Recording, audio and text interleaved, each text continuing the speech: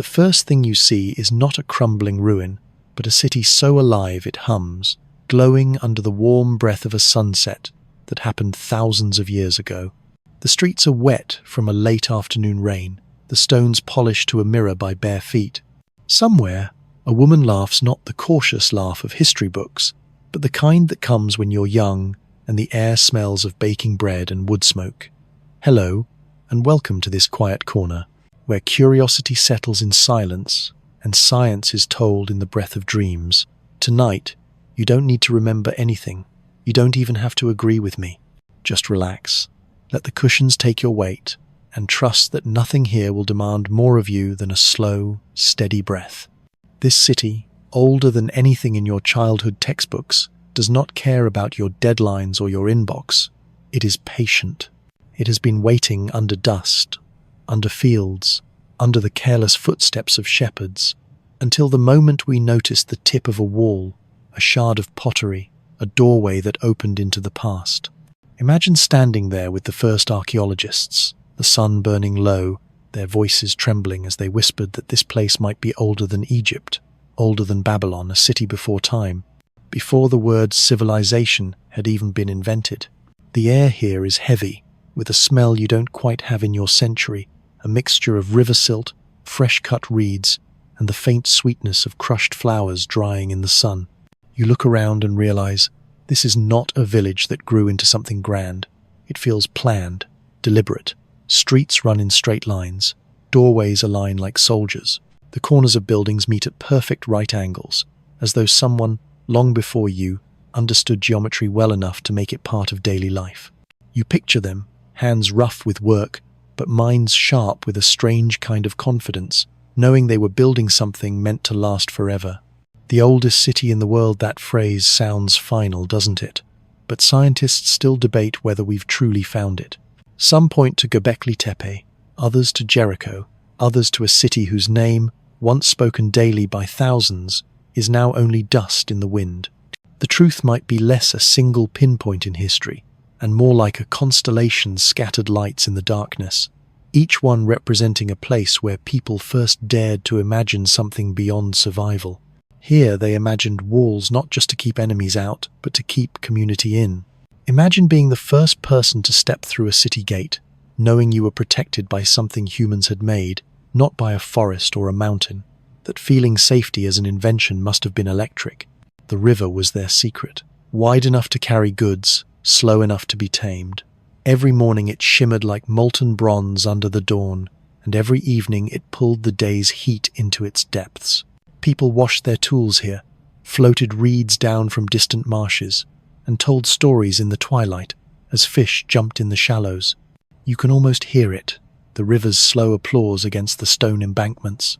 But even the oldest city was not only stone and water, it was sound, hammers striking bronze, the slap of wet clay into molds, dogs barking at goats that wandered too close to the bread stalls, and, occasionally, the strange silence when the entire city seemed to pause, maybe during an eclipse, when the sun dimmed and everyone looked up at the sky, their mouths open, their hearts caught in the same net of wonder.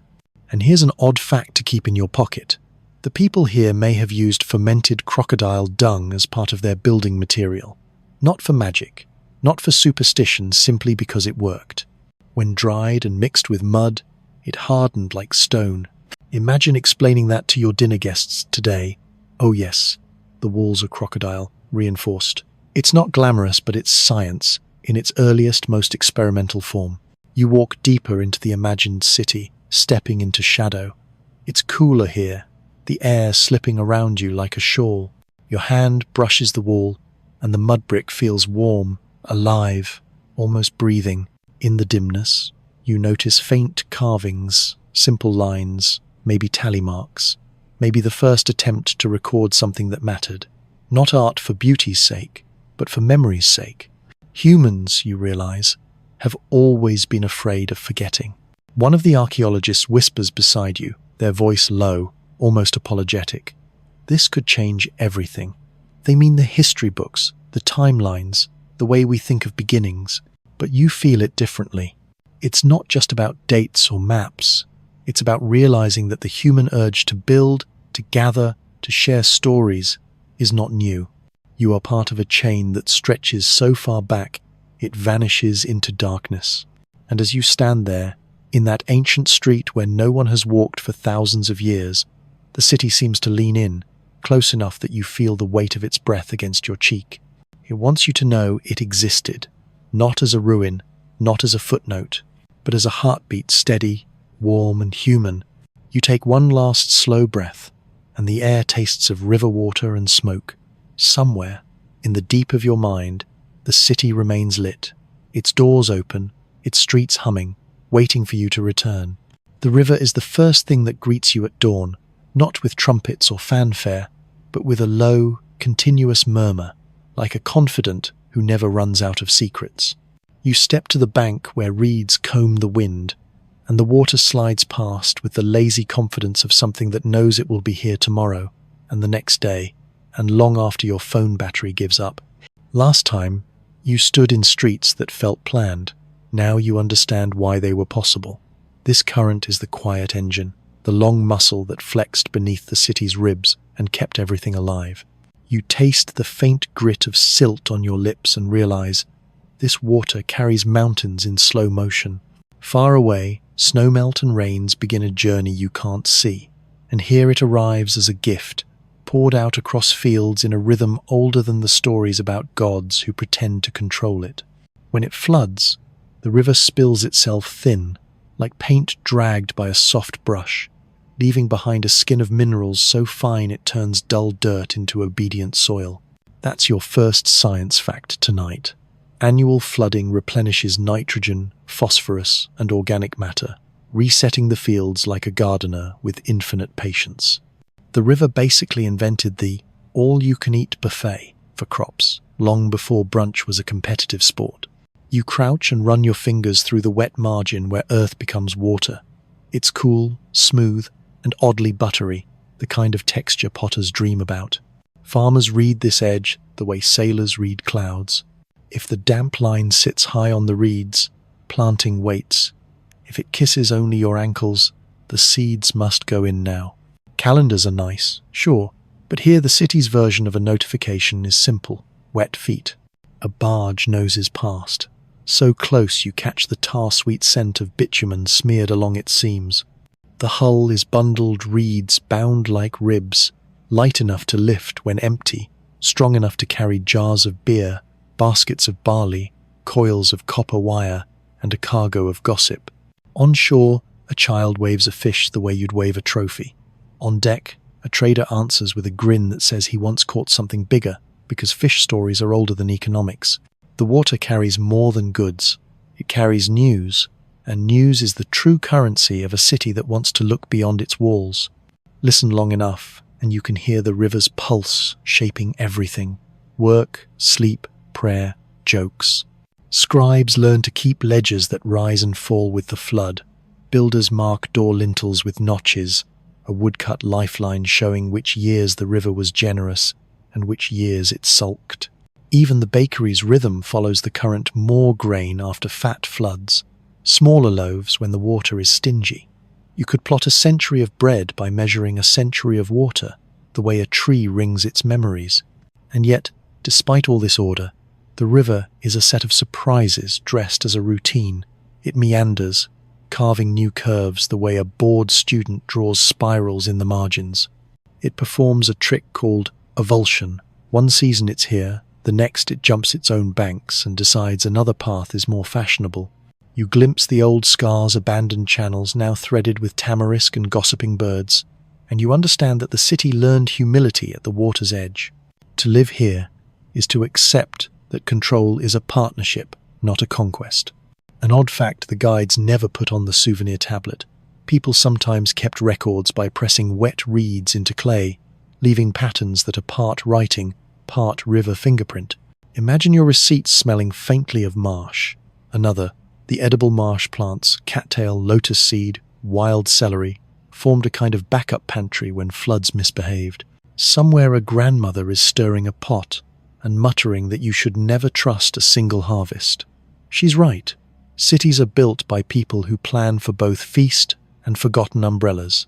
Scientists still debate whether the flood's timing here was ruled more by highland snowmelt or by shifting monsoon tracks that drifted north and south over centuries. They argue nicely, with charts and sediment cores, the way polite people duel. Either way, the citizens learned to watch the sky like a beloved but moody friend.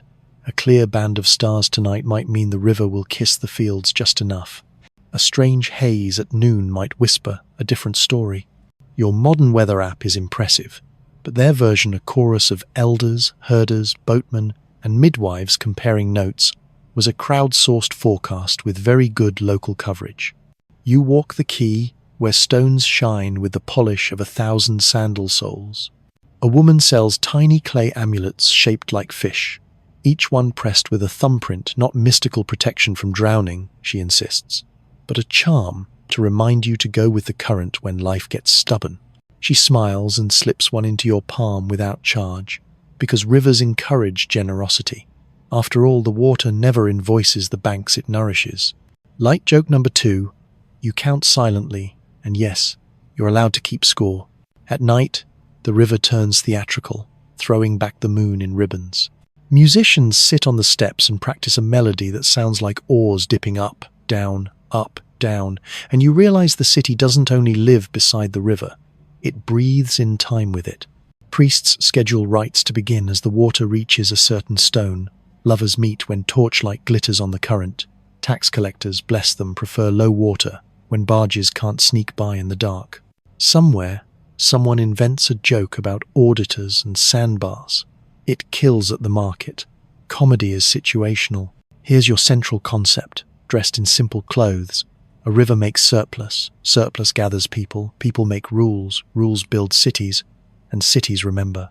The flood is a memory machine, a seasonal reset that teaches patience, sequence, and planning. It's agriculture, yes, but also timekeeping, law, and architecture, because once you trust that food will return each year, you dare to invest in walls, courtyards, schools, and a shelf sturdy enough to hold a sleepy cat. The minute you move from surviving to scheduling, civilization sneaks in with a clipboard.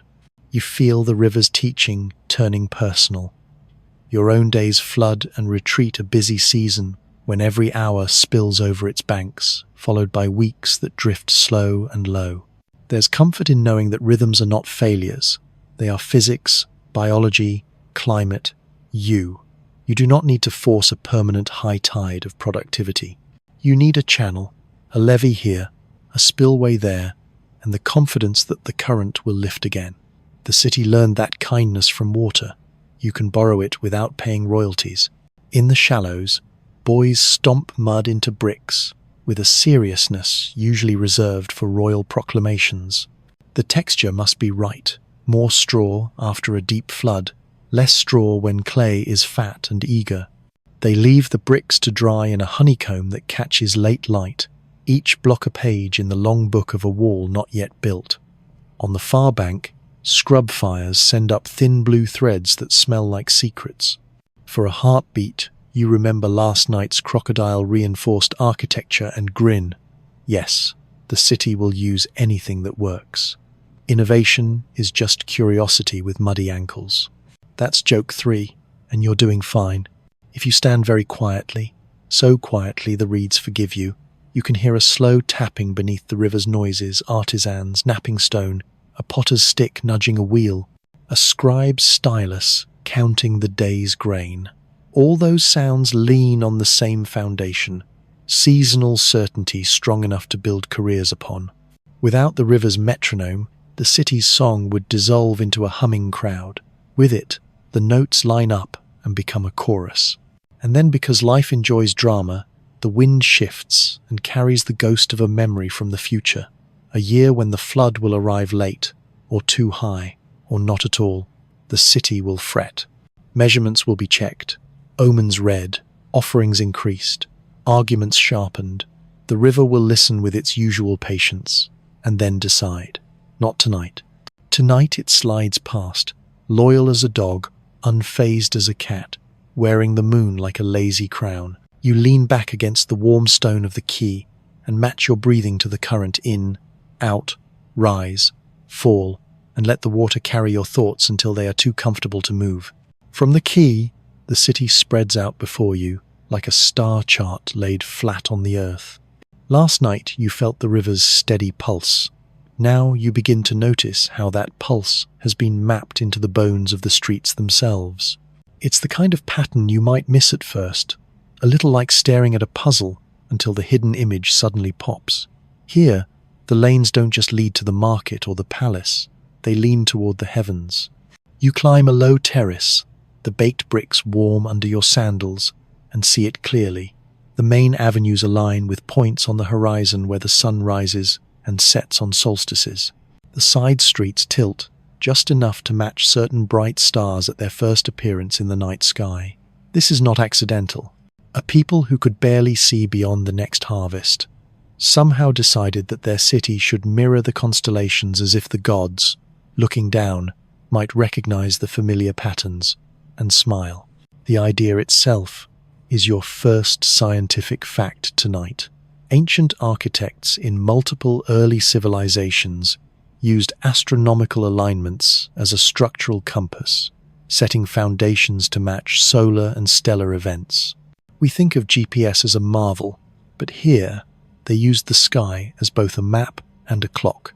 When the bright belt of Orion tilted just so, it told farmers to ready the fields, merchants to prepare caravans, and priests to polish their speeches for the festival. The streets became an almanac you could walk through.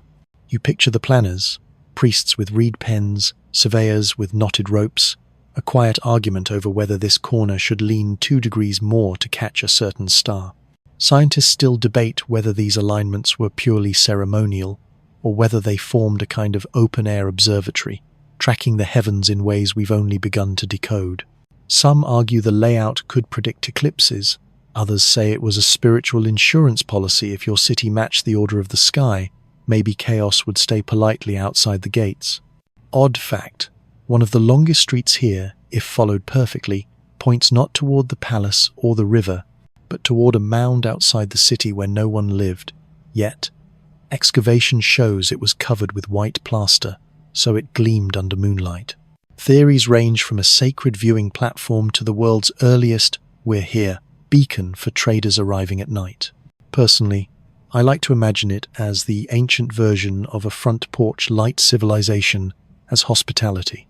As you wander, you notice buildings lean into the pattern. A row of workshops faces exactly east, their wide doors ready to drink in the first sun of planting season. A temple sits at a perfect right angle to a smaller shrine, the two forming a rectangle that echoes a star cluster overhead. Even the wells seem placed in relation to one another, like beads on an invisible celestial necklace. You feel as though the city is not built on the ground at all, but on the reflection of the night sky.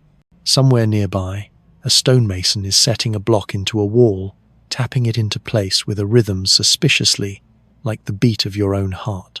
That's the second layer meaning here, order above reflected in order below, and both tied to the human body's hidden metronome. Maybe that's why walking these streets feels so uncannily calm. You're moving inside a pattern that's already living in your pulse. Joke number 1 tonight slips in when you pass a cluster of gossiping merchants arguing about directions. One insists the shortest way to the temple is 3 stars over and 1 star up, which would be fine if any of them carried a sextant in their pockets. Another swears the streets have been rearranged by mischievous spirits because his shop moved overnight. You suspect the only thing that moved was his sense of direction after too much beer. From above, if you could hover like one of the city's tame kites, the layout would look almost like a living organism. The main avenues as arteries, the alleys as capillaries, the plazas as heart chambers where the lifeblood of trade and talk pools briefly before flowing on. The metaphor turns practical when you realize such a design helps move people efficiently during festivals or evacuations. Urban planning as circulatory health and no cholesterol issues unless you count too many bread stalls. That's joke 2, and you barely resist buying a loaf to prove your point. And here's something personal. Though the city doesn't ask for confessions, you've walked streets in your own life that felt like they led nowhere, that twisted for no reason except to waste your time. This place reminds you that pathways can have meaning beyond convenience. They can align you with something greater, a memory, a tradition, a star you forgot to watch for. Maybe your own neighborhood could use one street that points at something worth remembering. Scientists digging here have found that the builders used a simple but ingenious technique to align everything. They'd plant tall poles and mark their shadows at different times of day, then compare the positions to the night stars. The result? A grid that worked both under the blazing sun and under a blanket of darkness. It's a kind of cosmic double-entry bookkeeping, and like any good accountant, they balance their books before breaking ground. An odd, almost tender detail. On some corners, the paving stones are just slightly different in color or size.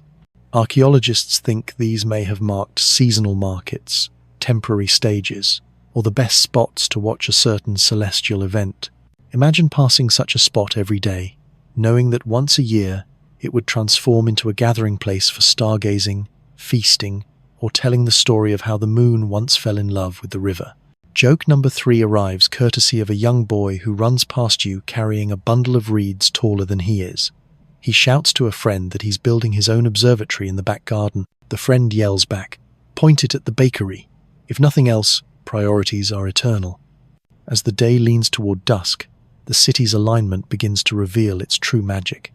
Shadows stretch long and straight down the avenues, pulling your gaze toward the horizon where the first star winks awake.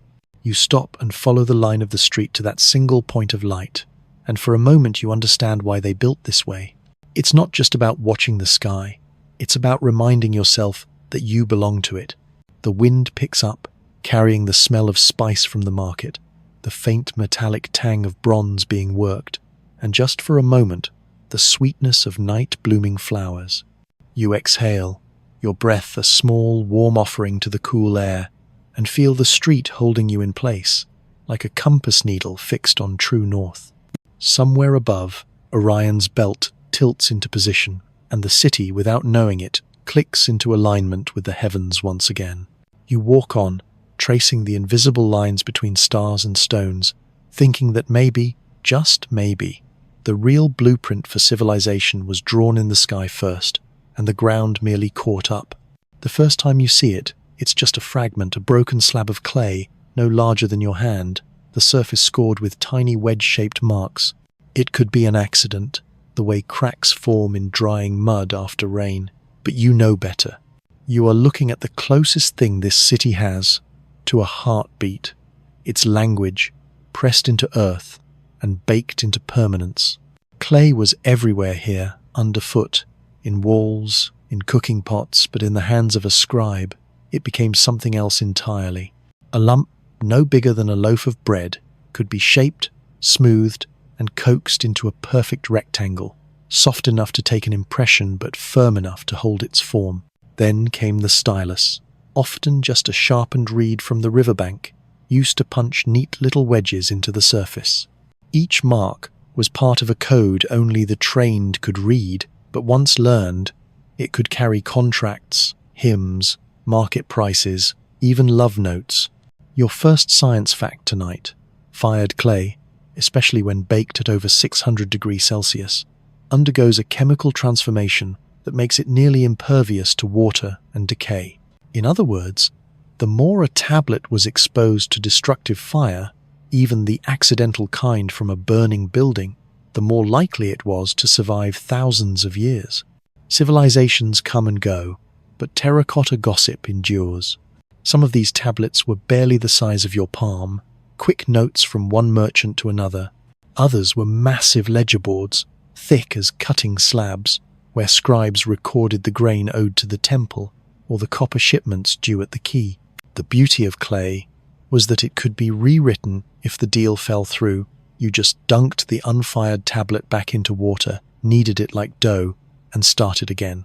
Sustainable stationery, 5,000 years before recycling bins. Odd fact, archaeologists have found what might be the world's oldest customer complaint letter pressed into clay here. A merchant accused another of delivering poor quality copper ingots and not answering his messages. It's reassuring to know bad customer service has always been with us. and equally reassuring that someone thought it important enough to immortalize in fired earth. You walk through the scriptorium, a long, cool room where scribes sit cross-legged in rows, clay balanced on their thighs, styluses tapping like a slow rainfall. The air smells of damp earth and lamp oil, and there's a constant low murmur as students recite lines to memorize the shape and sequence of symbols. A teacher strolls between them, occasionally plucking a tablet from a student's hands to inspect the alignment of the marks. Too shallow? The words will fade. Too deep? The clay may crack in the kiln. Writing here is not just mental precision, it's craft, touch, and timing. Scientists still debate exactly how the written system here evolved. Was it born from pictograms, little drawings of grain sacks and fish, or from the abstract marks traders used to tally goods? Some think it came from both, merging practicality and symbolism into something that could carry ideas across time and space. Whatever its origin, the result was a tool powerful enough to bind the city together. Laws could be fixed, debts recorded, myths repeated word for word instead of wandering like rumors. Joke 1 tonight comes from a young apprentice who, seeing you peer at a tablet upside down, leans over and whispers, "Don't worry. Most people can't read the poetry without a little beer first." You smile, because the lines do look like they might flow better after a drink. The kiln stands nearby, a squat, dome-shaped oven fed by split reeds and bits of scrap wood. Heat shimmers above its opening, and inside, rows of tablets glow a deep orange. This is where thoughts become stone, where a contract between two farmers turns into something that will outlast both their lifetimes. Once fired, the words are beyond erasure. That finality must have been both comforting and terrifying. Comforting because it meant promises could not be twisted, terrifying because mistakes were just as permanent. And here's the strange, emotional truth you feel as you hold one. These marks are direct pressure from another human hand across thousands of years. The stylus pressed, the clay yielded, and the moment froze. No translation, no interpretation, just the physical indentation of someone else's decision, still here, still legible. You can't help but imagine your own handwriting surviving in such a way, found by some far-off reader who wonders why you bothered to write down the price of fish. An odd little domestic use. Some people used broken tablets as packing material, stuffing them into the walls of new buildings to fill gaps. As a result, when those walls collapsed, archaeologists found caches of half-legible records, like the confetti of ancient bureaucracy. Joke 2 comes courtesy of a weary scribe who mutters that one day they'll invent a surface you can erase without water, maybe something small and flat you can carry around. You, living in the age of touchscreens and deletion keys, resist the urge to tell him how that worked out. Writing on clay had another effect. It slowed down thought. You could not scribble at the speed of speaking. Each word had to be pressed carefully, symbol by symbol. This made for careful records, but also careful minds. To write something here was to measure it twice and cut once.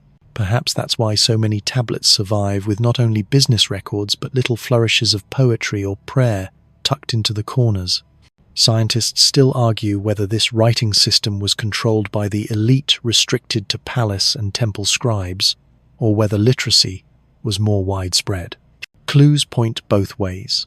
The sheer number of tablets suggests a bustling culture of record-keeping, but many are so formulaic that they might have been the work of a few trained hands. Either way, the clay became a city-wide memory, and memories are the real architecture of civilization. Joke 3 arrives when you pass a drying rack, where a half-finished tablet reads simply, "I forgot what I was going to say." Maybe it's an ancient in-joke, maybe just a tired scribe, but either way, it's proof that humanity's capacity for blank moments is timeless. You leave the scriptorium carrying the echo of tapping reeds in your ears, the image of orange-lit kilns in your mind, and the faint smell of warm earth in your nose. These tablets, born from mud and fire, are as much the city as its walls or its river. They are the whisper that refuses to fade, the stubborn reminder that long before you, someone else sat down, shaped a lump of clay, and decided that what they had to say was worth keeping forever. The palace rises from the city's heart, like a mountain carved by deliberate hands. each terrace stacked in broad, flat layers that catch the light as though someone painted them in gold. But the real power here isn't in the shine, it's in the quiet shuffle of sandals on polished floors, the rustle of reeds in the scribe's hands, the sigh of parchment-thin clay being placed gently onto the palace shelves. This is where kings and queens reign, yes, but it's also where bureaucracy blooms, growing in careful rows like the date palms in the royal gardens. The main hall smells faintly of incense and cooked barley, an odd pairing, until you realize both are offerings, one to the gods and one to the human gods of administration. Courtiers drift in soft clusters, murmuring in low tones about tax ledgers and grain shipments. The king's seal, a cylinder of carved stone, rests on a cushion at the end of a long table, ready to roll its authority across fresh clay. You think of it as the city's signature, the final flourish that transforms a scribbled note into a law. Your first science fact tonight. In many early civilizations, including ones like this, cylinder seals acted as personal identification and authentication, functioning much like today's secure digital signatures. Pressed into wet clay, the seal left a continuous impression of intricate designs, ownership, authority, and authenticity in one smooth motion. Lose your seal, and you might as well have given away your bank password. A messenger rushes in, carrying a tablet tucked under one arm, a cord-wrapped package under the other. He kneels, unrolls the cord, and reveals copper ingots stamped with the royal emblem tax in metal rather than grain. The scribe next to him nods, scratches a line into his ledger, and sets the ingots aside with all the emotion of a man counting bricks. Here, wealth is not hoarded in glittering piles. It flows through the palace like water through a canal, redirected to feed the army, the temple, the work crews patching the River Quay. Odd fact, clay records from places like this show that tax collectors didn't just take goods, they also tracked labor. If you were skilled at making nets, you might owe a week's work to the fishing fleet. If you baked bread, your tax could be loaves for the army. It's easy to imagine the bread bakers grumbling that their contribution vanished faster than the fishermen's. Joke 1 comes from a harried-looking court official who leans toward you and mutters, "We don't need a bigger army. We need a bigger storeroom for all the complaints." His colleague, without looking up from the ledger, simply grunts in agreement. At the far end of the hall sits the throne, more practical than grand wood wrapped in hammered copper, the armrests carved with twin lions whose eyes catch the light. The king is there today, wearing a robe dyed deep indigo, the color of the river at twilight. His crown is less a glittering diadem and more a narrow band of gold, the kind of crown made for wearing while actually working. He listens as a group of scribes unroll a clay tablet, the size of a serving tray, reading out tallies from the latest grain audit. You notice he doesn't interrupt. The authority here lies in the numbers, not the voice. Scientists still debate whether rulers in these first cities were absolute monarchs or high priests first, kings second, whether their authority flowed from the gods or from the ability to organize food, labor, and trade. The evidence often points to a blend of both, divine legitimacy reinforced by administrative efficiency. In short, holiness plus a good filing system. The queen enters from a side hall, a small train of attendants behind her carrying jars of scented oil, bolts of cloth, and a tray of fresh dates. She moves quietly but not invisibly. Heads turn, voices drop.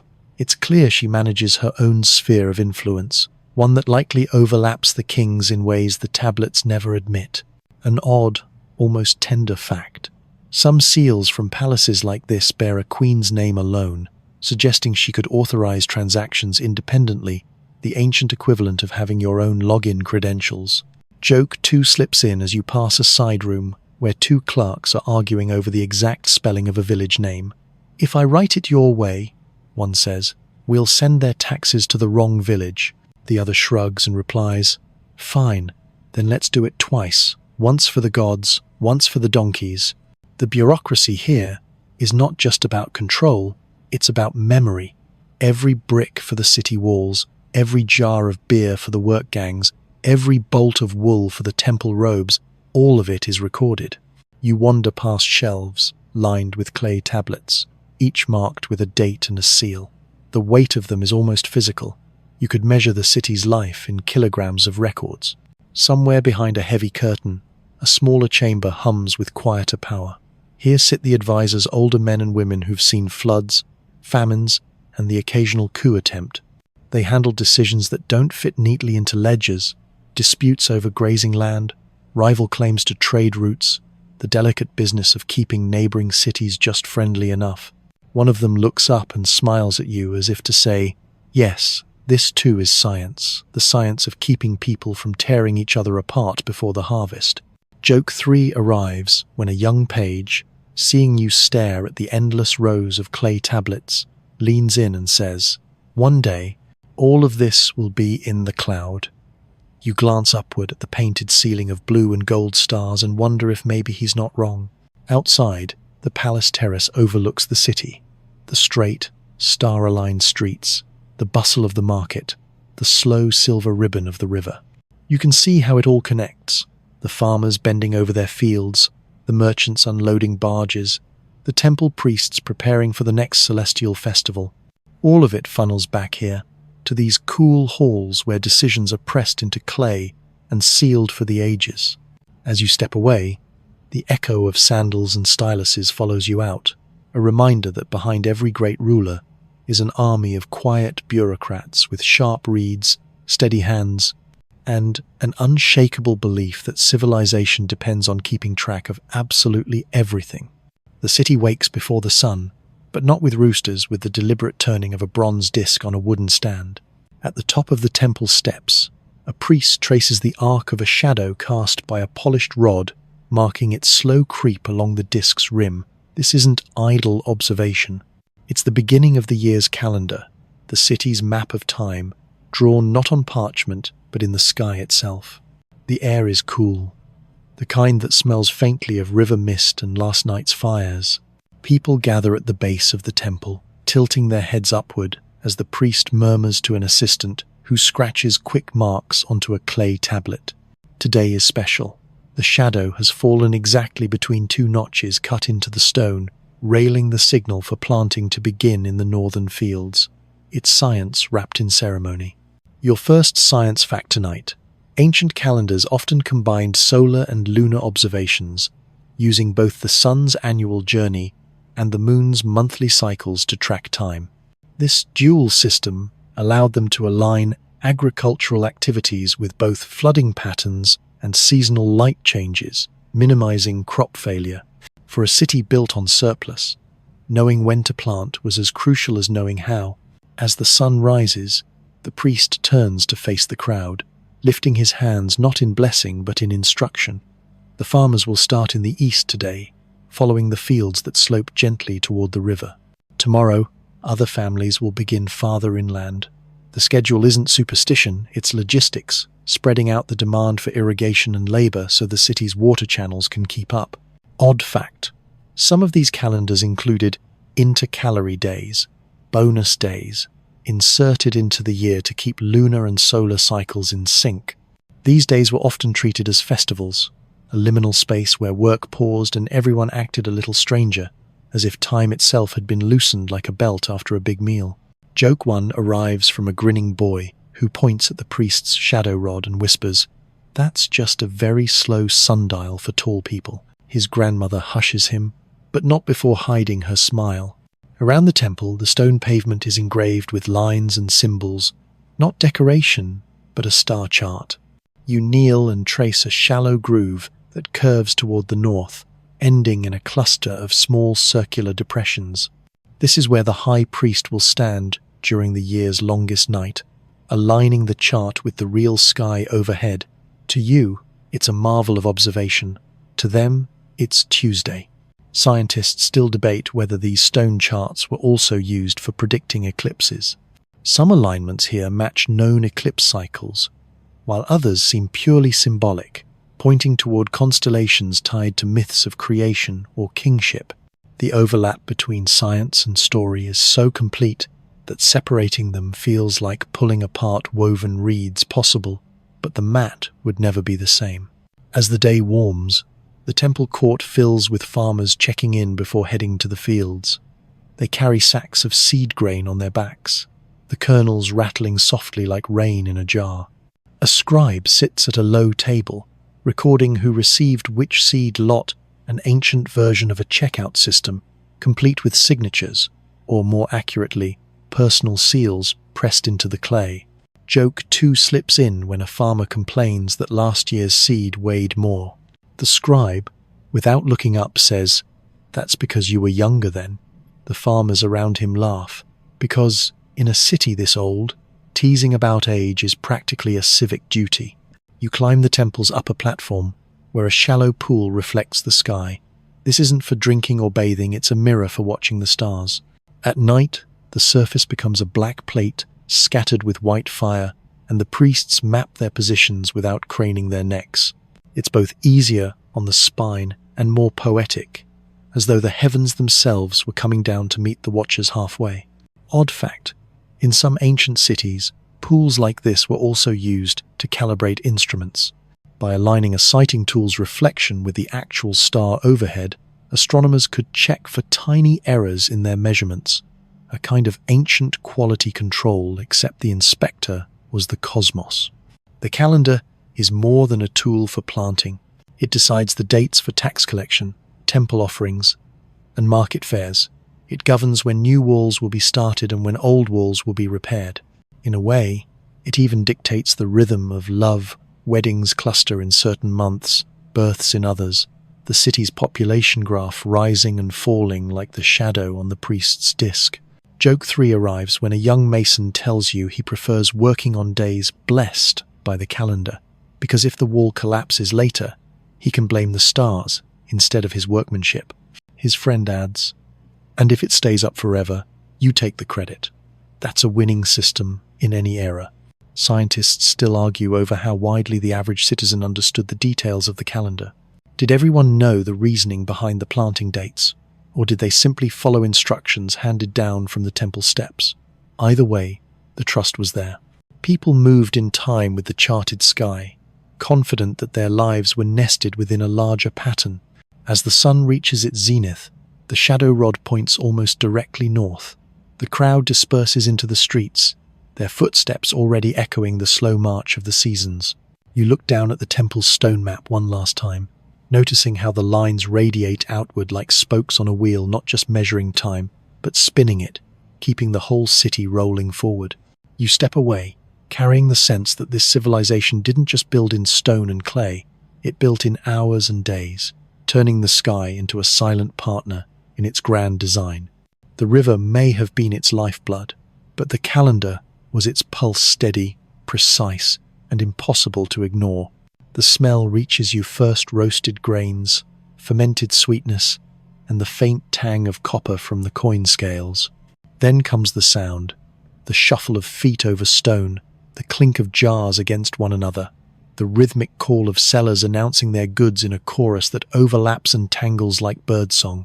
The market is awake, and in this city, it never really sleeps. You step into the square, where stalls spill over with goods that have travelled farther than you thought possible for a world without engines. There's lapis lazuli from mountains so distant the traders speak in accents that roll like pebbles in a tide pool. There's copper from lands where the soil runs red. There are dried figs, hunks of rock salt, bolts of dyed linen, and little cones of honey wrapped in leaves. Some of these items have passed through 5 or 6 pairs of hands before arriving here, their prices climbing like ivy with each transaction. Your first science fact tonight: early long-distance trade networks often relied on seasonal wind patterns and river currents, creating predictable trade calendars that determined when goods could travel. This allowed merchants to plan supply months in advance, a primitive but effective form of logistics scheduling. The market square is more than commerce. It's the city's open mouth, taking in news and stories from far-off places. A caravan leader from the highlands tells of a river that runs hot in winter, its steam scented like sulfur. A sailor from the delta swears he's seen fish that glow green in the moonlight.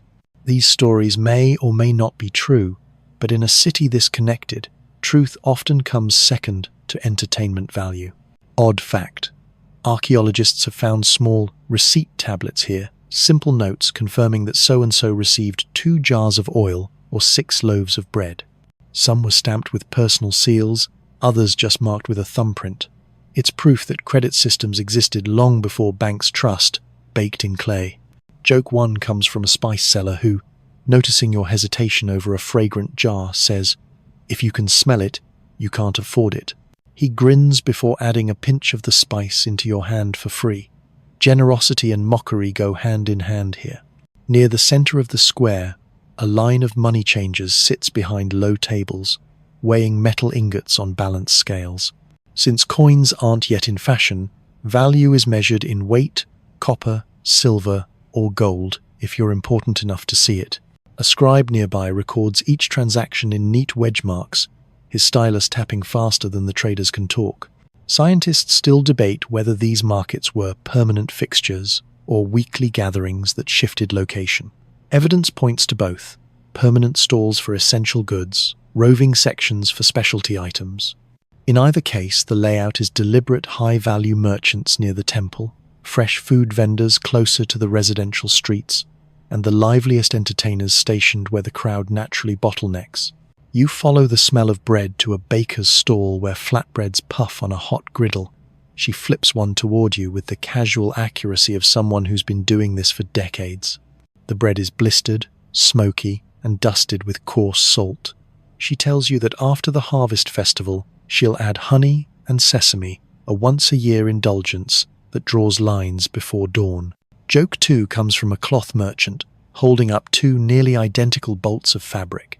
"This one is for weddings, this one for funerals," he says. "The difference is how much you smile when you wear it." The market also functions as the city's job board.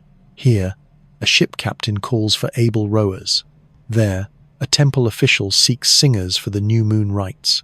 Farmers hire extra hands for the coming flood season, and masons recruit apprentices to haul stone. If you stand still too long, someone will try to hire you for something. And in this city, work is as much a currency as copper. Odd fact. Some ancient markets had price inspectors appointed by the temple or palace to prevent fraud. These inspectors carried small reference weights, ensuring that a pound of barley was truly a pound. Offenders might pay a fine, lose their stall for a season, or worst of all, be placed in the gossip of the week. Joke 3 arrives when a young boy runs past holding a basket of pomegranates, chased by a woman shouting, "That's not your payment, that's your mother's shopping." He slows just enough to grin before vanishing into the crowd. You suspect the pomegranates will find their way back eventually, or at least their seeds will. Scientists still argue about how much influence the market had over political decisions.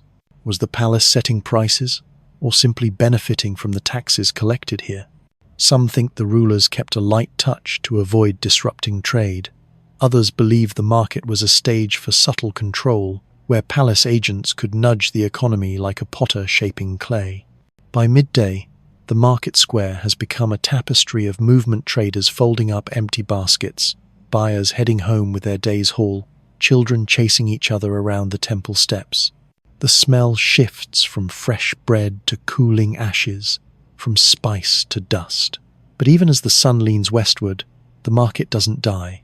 It just exhales, ready to inhale again when the evening boats arrive. You step away with a warm loaf in hand, a smear of spice still on your fingers, and the sense that in this city, the market is not just a place, it's the heartbeat between the river's pulse and the palace's quiet authority, the space where all the threads of civilization knot together before flowing outward again. The first time you see it from afar, it's just a jagged silhouette against the sky, a stepped shape that seems to grow from the earth itself. But as you walk closer, you realize the temple towers here aren't modest shrines tucked into street corners. They are colossal, layered mountains of brick, their summits scraping at the low clouds. They call them ziggurats, though the people here simply call them the house that touches the sky. The base smells faintly of baked clay and bitumen, the latter oozing between bricks like black glue. Workers scale ramps carrying baskets of fresh mud brick, their bare feet leaving neat, wet prints. The walls are painted in bands of color, deep red for the underworld, white for the mortal realm, and blue for the heavens. From the plaza below, the structure feels less like a building and more like an argument, a challenge thrown upward, daring the gods to look down and notice. Your first science fact tonight. Mud brick structures like these could last centuries if maintained, but without constant care, rain could erode them in a single season. Ancient builders used bitumen and baked brick, facing to slow decay, creating some of the most durable monuments of their time. You join the line of people ascending the wide central stairway. The bricks under your feet radiate heat from the morning sun, and with each step, the sounds of the city fall away, the calls of merchants fade, the clink of metal on stone dissolves, until there's only wind and the occasional creak of a wooden scaffold. Halfway up, you pause to look out. The streets below form the star map patterns you've already traced, and the river glints like a blade's edge. Up here, you can see how the temple anchors the city like a peg in a tent, holding every thread taut. Odd fact, some ziggurats weren't hollow but filled with earth and rubble, meaning their core was less a room and more a hill disguised as architecture. The inner chambers, when they existed, were reserved for the most sacred rituals, places ordinary citizens would never see. Near the summit, the air changes. A faint sweetness drifts from burning resin in bronze braziers, mixing with the sharper tang of fresh-cut cedar used for the upper shrine's beams. The shrine itself is smaller than you expect, little more than a rectangular room with polished stone floors and an altar covered in bright fabrics. The walls are painted with scenes of constellations, stepping down from the sky like royal visitors. Scientists still debate the exact function of ziggurats. Some think they were temples for worship. Others believe they were symbolic mountains, artificial high places, bringing the gods closer to the people. A few even propose they served as observatories, their heights giving priests a clear view of the horizon for astronomical measurements. Like the city's star-aligned streets, the truth may be all of these at once. Joke 1 comes from a young priest adjusting an incense burner who says, "The gods like being high up. Maybe it's so they don't have to smell the fish market." You catch the smirk before he ducks behind a column. The shrine's inner sanctum is lit only by shafts of sunlight cutting through narrow windows. Here, the high priest keeps the city's most sacred objects: carved figurines of deities, jars of oil, bowls of grain, and sometimes during important ceremonies the seal of the king himself, resting in a bed of woven reeds. Offerings are laid in neat rows, bread shaped like crescent moons, tiny copper tools, a scattering of lapis beads. Odd fact, analysis of residue found in offering bowls from similar sites suggests that honey and beer were among the most common temple gifts, likely because both were considered luxuries and prone to spoil quickly, a reminder that even offerings have an expiration date. Joke 2 arrives when a worker carrying a load of bricks up the stairs tells you, "We keep adding layers so the gods can't move out without paying rent." From the roof, the view is almost unreal. The horizon curves faintly, and the city's geometry snaps into perfect clarity. The river winds like a silver rope, the markets pulse in their squares, and the palace sits squat and watchful. In the far distance, smoke rises from a kiln, and beyond that, the land fades into haze. You understand now why the temple is painted bright, so it can be seen from anywhere in the fields, a visual anchor for those working far from home. Scientists still wonder how much access the public had to these heights. Some argue the ascent was limited to festival days. Others believe anyone could climb the lower levels to make offerings. Either way, the tower wasn't just a religious statement, it was a psychological one. You could see it from anywhere, and it could see you back. Joke 3 slips in from a group of children chasing each other around the base. One points up and shouts, "That's where the gods keep the sun at night." Another shouts back, "No, that's where they keep the bread dry." Both seem equally plausible here. You descend slowly, the heat of the bricks lingering through your sandals, the scent of cedar and resin still in your clothes. At the bottom, the plaza greets you with its usual clamour, but now every sound feels framed by the memory of height, as if the tower still stands in your mind, its layered steps reaching not just upward, but inward, towards some idea of connection you can't quite name.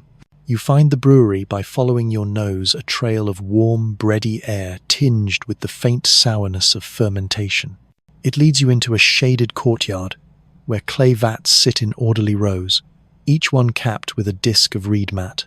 A worker lifts one cover, releasing a puff of steam that smells like halfway between fresh bread and last night's party. This is where the city's science and pleasure meet, the brewing of beer and the baking of bread. The two crafts are twins, born from the same parents, grain, water, and time. In one corner, women grind barley on flat stones, their rhythmic motion sending up little puffs of flour. The sound is steady and hypnotic, like distant waves. Nearby, a man stirs a thick slurry of mashed grain with a paddle almost as tall as he is, sweat glistening on his forearms. You realize this isn't a hobby or a sideline, it's industrial-scale production, feeding both the market and the temple offerings. Your first science fact tonight. Early beer making was often unfiltered and relatively low in alcohol but rich in nutrients, containing B vitamins, amino acids, and calories. In some places, beer was safer to drink than water, thanks to the boiling stage in brewing. It was less a recreational drink and more a liquid bread, though you suspect no one minded the pleasant buzz. Bread and beer share the same first step, soaking grain until it begins to sprout, activating enzymes that turn starches into sugars. For bread, the mash is dried, ground, and kneaded into dough. For beer, it's left wet, the sugars feeding yeast that transforms the mixture into something fizzy and alive. This shared origin makes the courtyard smell like a bakery married to a brewery, and in a sense, it is. Odd fact. Some ancient recipes combine the two, crumbling baked bread into vats of water to speed fermentation. The bread acted as a yeast delivery system, and the result was a thick, porridge-like beer eaten with spoons. Imagine your local pub serving soup in mugs, and you're halfway there. Joke 1 comes from a brewer wiping his hands on his tunic, who says, "Beer is just bread that forgot to grow up." He offers you a ladle of the frothy drink, warm and tangy, with a faint sweetness like overripe fruit. It's surprisingly refreshing, and you suspect you'd have been an eager customer. The baking side of the courtyard hums with its own rhythm. Women pat dough into flat discs, slap them against the hot walls of a clay oven, and pull them free once the edges crisp. The bread smells smoky, nutty, and faintly grassy from the barley. A few loaves are topped with sesame seeds, rare enough here to count as a luxury. You tear off a piece, and it's chewy, satisfying, with a hint of char. Scientists still debate whether beer or bread came first. Some argue that the desire for beer, calorie-dense, portable, and mildly intoxicating, may have driven early agriculture just as much as the need for solid food. Others insist bread's stability and ease of storage made it the more obvious first step. Like many ancient arguments, it's possible both are right, depending on the season and the storyteller. Joke 2 arrives from a baker handing a child a piece of bread. "Don't eat it all at once," she warns, then winks at you. Of course, no one listens to that advice. The courtyard is also a small laboratory. Here, brewers test batches with slightly different ingredients, one with honey stirred in before fermentation, another with date syrup. Bakers experiment with different firing times, adjusting for the day's wind and humidity. There's no word for food science yet, but that's exactly what's happening. Observation, hypothesis, trial, result. The failed loaves and sour beer, fed to goats, who seem delighted to be part of the experiment. Odd fact. Residue analysis of ancient beer jars has revealed not just barley and wheat, but herbs and spices like coriander, suggesting flavoring was part of the craft from the start. This wasn't just fuel, it was an art form. Joke 3 comes from a goat that nudges your elbow until you drop a bit of bread. The herder laughs and says, "Careful, that one charges interest." Scientists still puzzle over how brewing knowledge was transmitted. Was it guarded by specialist families, or freely shared among neighbors? Some evidence suggests temple oversight, since beer was a common offering to the gods, but the presence of small-scale setups in private courtyards hints at a more decentralized tradition. Either way, the know-how spread quickly, carried along trade routes just like lapis or copper. As the sun tilts westward, the courtyard begins to cool. Fresh bread is stacked in baskets lined with reeds, beer sealed in jars with clay stoppers. Some will go to the market, some to the temple, some to the palace storerooms, and some, inevitably, will be shared right here, eaten while still warm, washed down with a ladle of beer that tastes faintly of honey and barley smoke. You leave with the taste still on your tongue, realizing that this was more than food production. It was a daily affirmation of community. Grain gathered from many fields, water drawn from the shared river, fire fed with reeds from the marsh. Beer and bread were not just sustenance. They were the edible glue holding the city together. Night falls like poured ink, and the city changes shape. Shadows stretch between the walls, torchlight flickers in the narrow lanes, and from the rooftops comes a low murmur of voices telling stories that have been told so many times they've worn smooth in the mouth. Here, in this first great city, myths are not something you read in a book. They are the wallpaper of life, painted fresh every evening. The air is thick with the scent of burning resin and baking bread left to cool for the morning market. You follow the sound of a drum, deep and slow, until you reach the open courtyard of a storyteller. He sits cross-legged on a woven mat, a circle of listeners around him, farmers, children, merchants with their day's earnings tucked safely into belts. His voice is like water over stones, sometimes rushing, sometimes pausing so long you feel the stillness tug at your chest. Your first science fact tonight.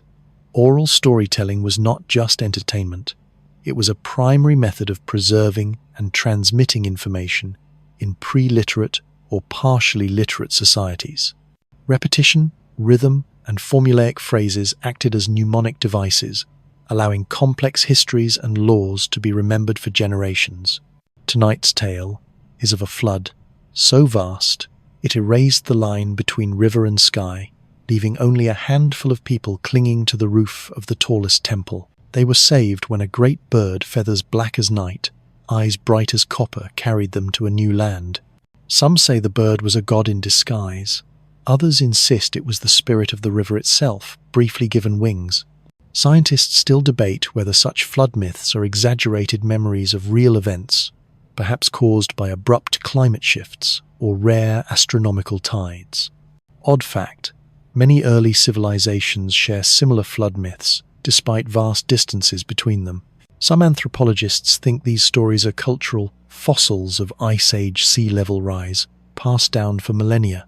Joke one slips in when the storyteller describes the bird's beak as so wide it could swallow a loaf whole, crust first. A boy in the crowd pipes up, "That's just like Uncle Huron." The ripple of laughter that follows doesn't break the story's spell, it tightens it. Myths here are layered like the ziggurat steps.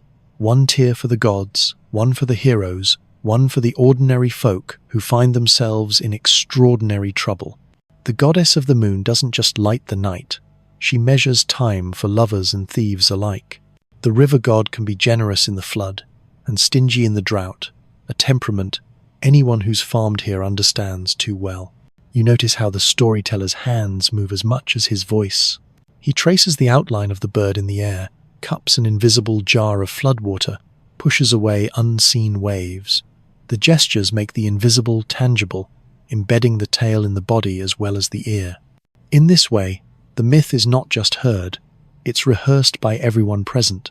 Joke 2 arrives when he tells of a god who disguised himself as a fisherman to spy on the people, only to be caught trying to haggle over his own statue at the market. Even the gods, the storyteller says, can't resist a discount. Scientists still argue whether myths like these were primarily tools of control, reinforcing the authority of temple and palace, or whether they were genuinely collective expressions of shared wonder and fear. In reality, they may have been both, a way to make sense of unpredictable nature and a subtle reminder of who claimed to speak for the divine. The next story drifts toward the creation of the stars, how they are the scattered embers from the first divine forge. One ember fell into the marsh, where it became the heron, graceful and aloof. Another dropped into a jar of beer, which is why, According to the old women nodding beside you, a good brew sparkles under torchlight. That's joke 3, and it earns a slow, knowing chuckle from the brewers in the back. The night deepens, and the drum slows to a heartbeat pace. The storyteller ends with a blessing that is part poetry, part instruction. Keep the river clean, keep the temples strong, keep your promises, and the gods will keep the city. It's the kind of moral that fits neatly into both religion and public policy. Odd fact: some storytellers here travel between cities, carrying versions of tales that shift subtly with each retelling a shared mythology that flexes to fit local landscapes, customs, and even political alliances. In this way, myths are alive, adapting to new listeners just as rivers change course over time.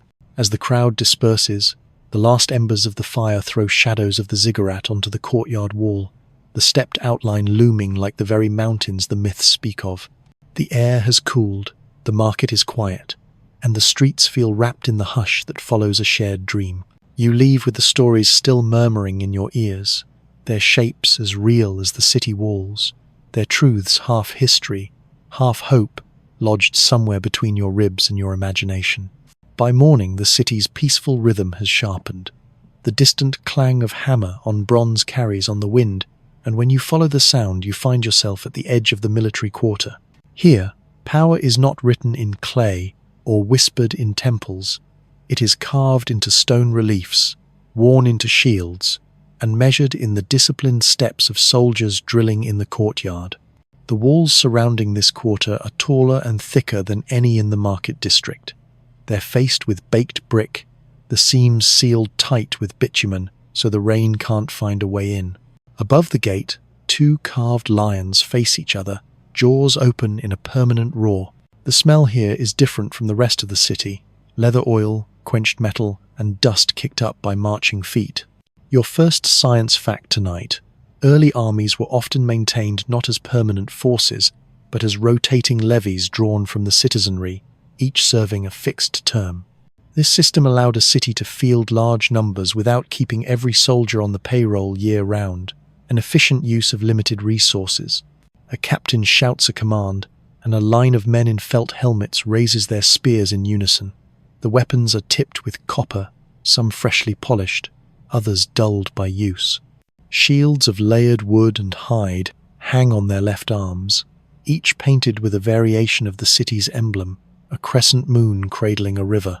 They move in tight formations, practicing the pivot and thrust that will keep them alive in a skirmish.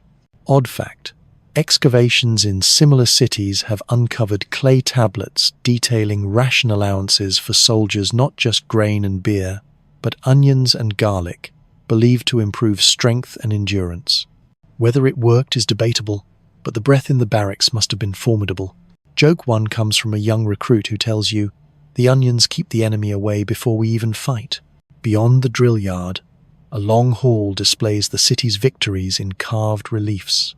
You see scenes of chariots rolling across flat plains, soldiers wading chest-deep through rivers, prisoners led in neat rows with hands bound. Above them, gods hover in stylized poses, approving the outcome. The artistry is precise, the figures arranged so that even the dust of centuries hasn't dulled their message. We are strong, we are favored, we will not be forgotten. Scientists still debate whether these depictions were accurate or idealized. Were the chariots as swift and unstoppable as shown, or were they prone to breaking an axle in the mud? Were the battles decisive, or was the art department instructed to make them look that way? The truth likely lies somewhere between pride and propaganda. At the edge of the yard, a group of armorers works beneath a reed canopy. One hammers a dent from a bronze helm, another threads fresh leather straps through a shield handle. The rhythmic clink and scrape of metal fills the air. You notice how tools are passed without words, each worker anticipating the next step. In its own way, it's as disciplined as the soldiers' drills. Odd fact: early bronze weapons were often cast in molds, allowing for relatively rapid production. The molds themselves could be works of art, decorated with symbols meant to imbue the weapon with protective power. Whether this was superstition or simply branding is still argued over. Joke 2 comes from an armorer who, seeing you watch the casting process, says, "We like to tell new recruits, the sword is born angry, that way they grip it tighter." The military here is not just for defense, it's a tool of diplomacy, escorting trade caravans, guarding diplomatic envoys, and occasionally making friendly visits to smaller neighboring settlements. A scribe in the corner of the yard is noting down assignments on a clay tablet, his stylus scratching like an insect's legs. He looks up and says, "We write where they go and when they return. If they don't return, we just press harder on the clay." Joke 3 dark, but it earns a laugh from the soldiers nearby, is followed by the sudden bray of a trumpet. The unit snaps into formation, shields up, spears level. You feel the shift in the air. Practice is over, and something more serious has taken its place. A runner arrives breathless from the gate, with a message sealed in wax. The captain breaks it, reads quickly, and gives a sharp nod. You don't hear the order, but you see the reaction calm, quick, no panic. The soldiers march toward the main road, boots thumping in unison, their armor catching brief flashes of light.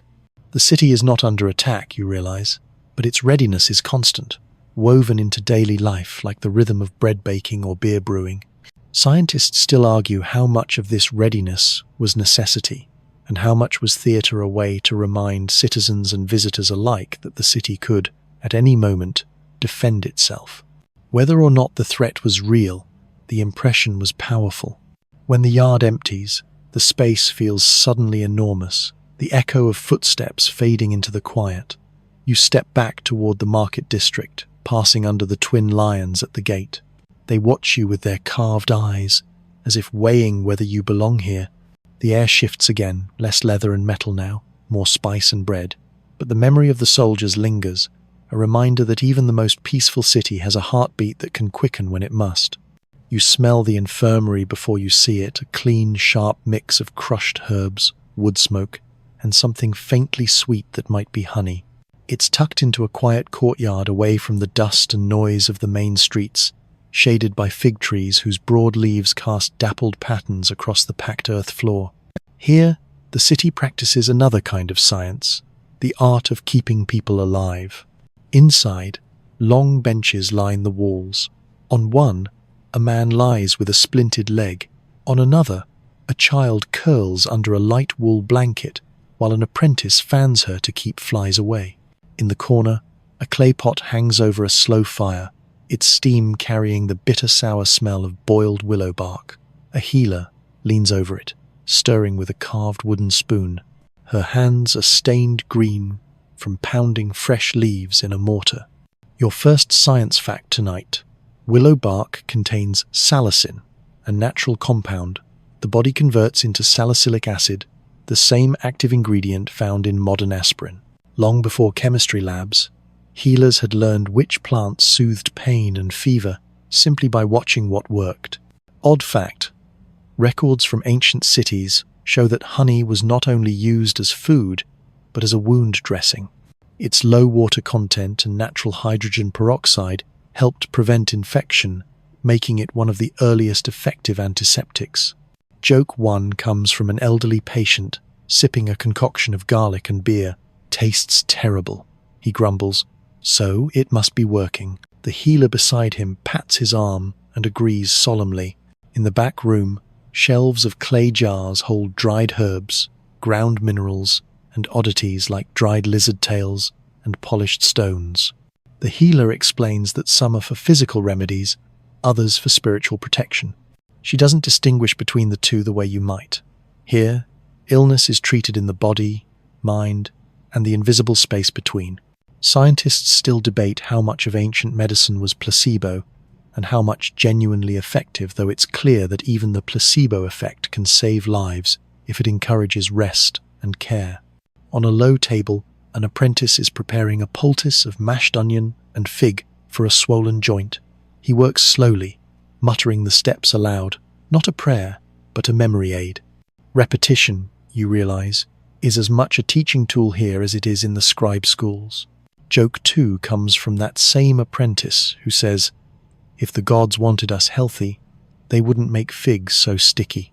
Some treatments are startlingly advanced. A patient with a head wound lies beneath a reed canopy, while a healer carefully cleans the cut with warmed beer alcohol to kill surface bacteria, barley broth for nourishment if some is swallowed. In another corner, a set of bronze tools gleams.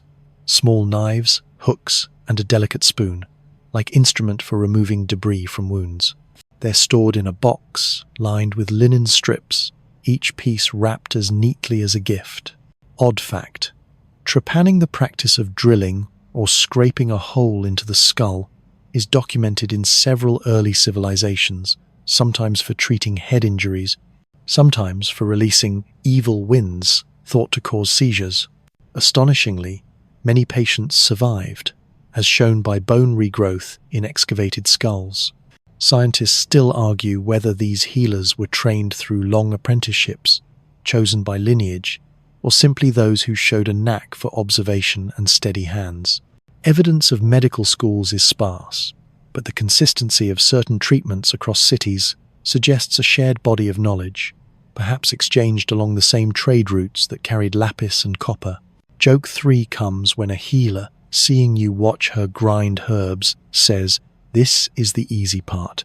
The hard part is convincing them to drink it."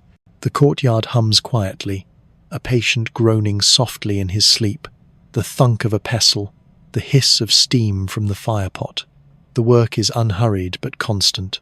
You notice how the healers consult one another, trading tips on dosages and leaf freshness. It's collaboration without ego, the kind born from knowing that mistakes here carry the highest price. Outside, the air feels brighter, cooler, but you carry the scent of herbs with you. You think about how this place holds a different kind of power than the palace or the market. Its victories aren't carved in stone or recorded in clay. They're measured in heartbeats that keep going, in fevers that break during the night, in bones that knit quietly back together. And maybe that's the most human thing about this first great civilization.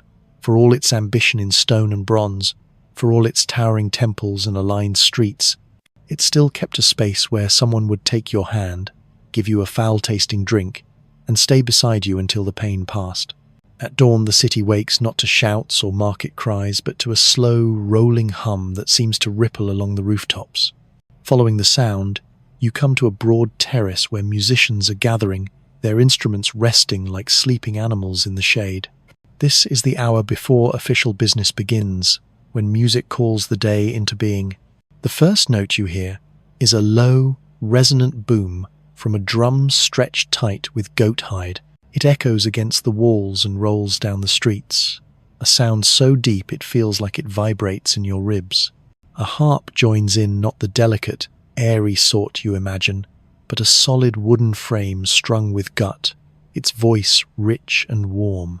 The musician plucks a slow pattern, pausing between notes as if leaving space for the light to catch up.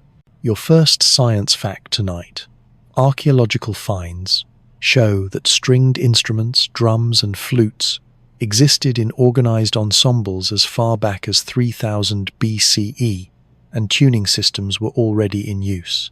Ancient musicians used mathematics to divide string lengths and hole placements, creating predictable pitches and early blending of art and physics.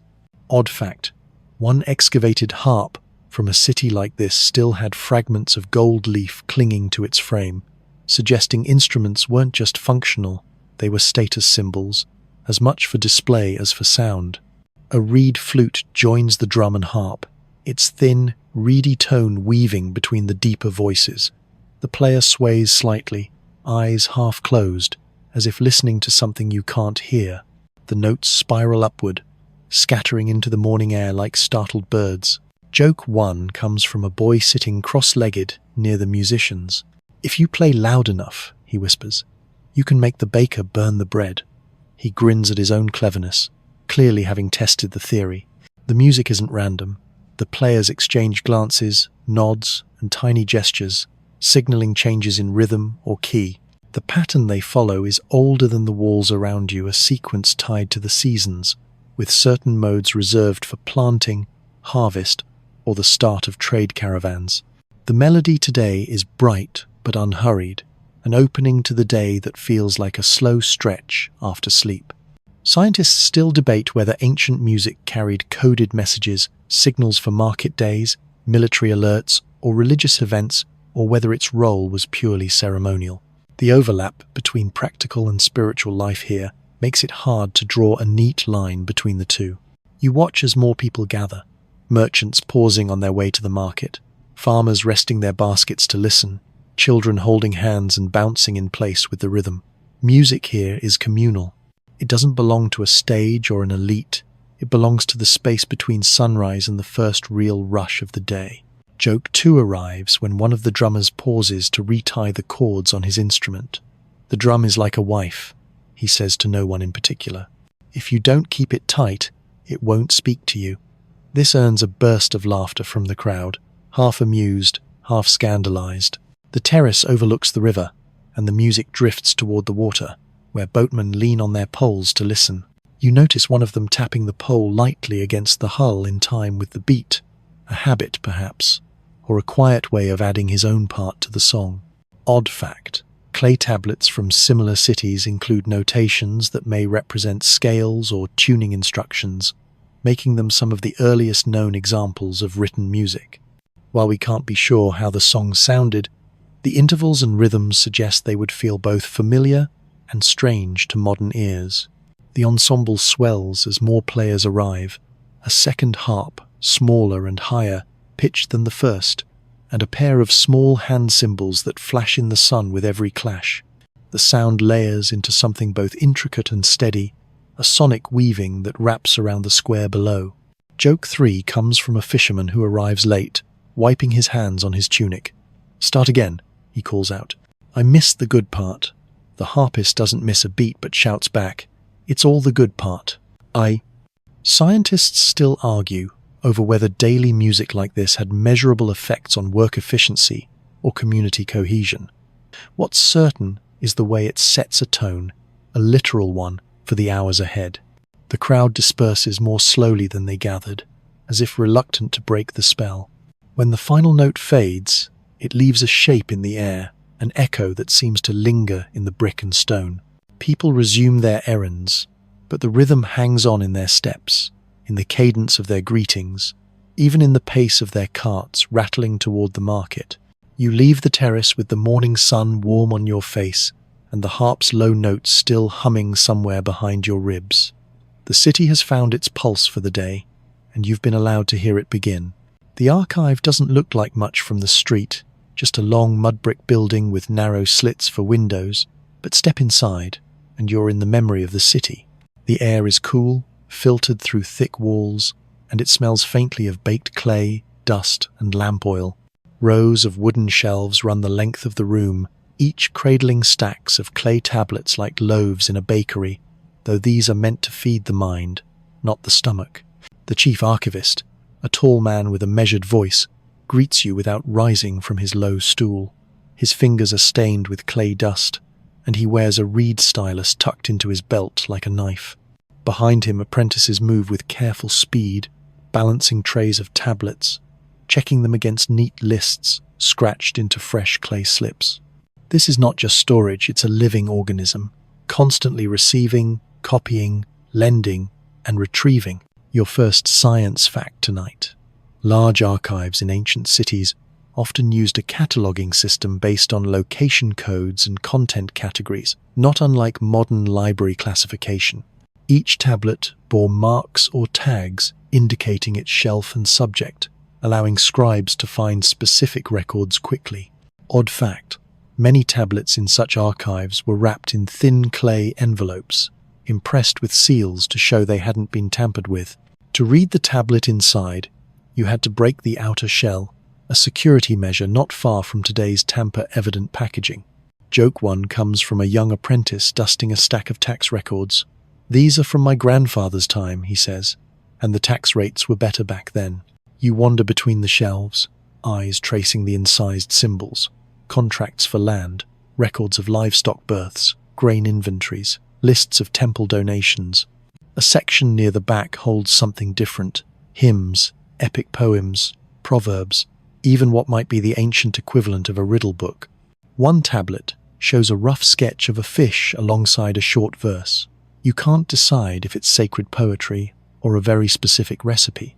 Scientists still debate whether archives like this were open to the public or reserved for scribes and officials.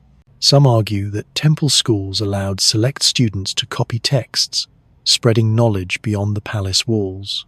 Others believe the bulk of the archive's contents remained locked in bureaucratic use, more about control than enlightenment.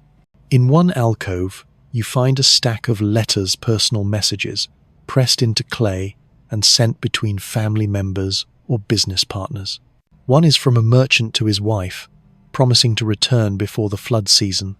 Another is a father's advice to his son about choosing honest business partners. The handwriting is more hurried here, the marks slightly uneven, as if made in a rush before the clay dried. Joke 2 slips from the archivist as he gestures toward the personal letters. These are the ones people actually come back for. No one ever asks to reread the grain audits. Odd fact, clay tablets were often recycled. Once a record was no longer needed, it could be soaked and reshaped into a blank. However, important or legally binding documents were baked hard, making them permanent and, inconveniently, heavy. Some weighed as much as a newborn goat. The archivist leads you to a side room where scribes are copying an older tablet, the original too fragile to be handled often. The apprentice reads each symbol aloud, while the master reinscribes it on fresh clay, the stylus clicking softly in the quiet. You realize you're watching the ancient version of data migration moving vital information into a new format before the old one becomes unreadable.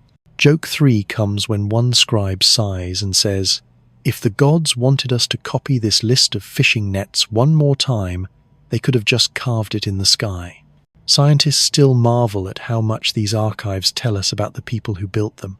Wars and floods might erase streets and walls, but clay endures. From such stacks, modern archaeologists have reconstructed entire economies, traced trade routes, even identified ancient weather patterns from recorded harvest yields. As you leave, the archivist presses a small, unfired tablet into your hand. "A blank," he says, "for whatever you think is worth remembering." It's light, cool, and carries the faint grit of the riverbed from which it was shaped. You tuck it away carefully, feeling the weight of the offer. In this city, memory is not a passive thing, it's an act of will, pressed deep enough to survive the centuries. The sound of flutes draws you toward the edge of the city, where a long procession is winding toward a low, earthen mound.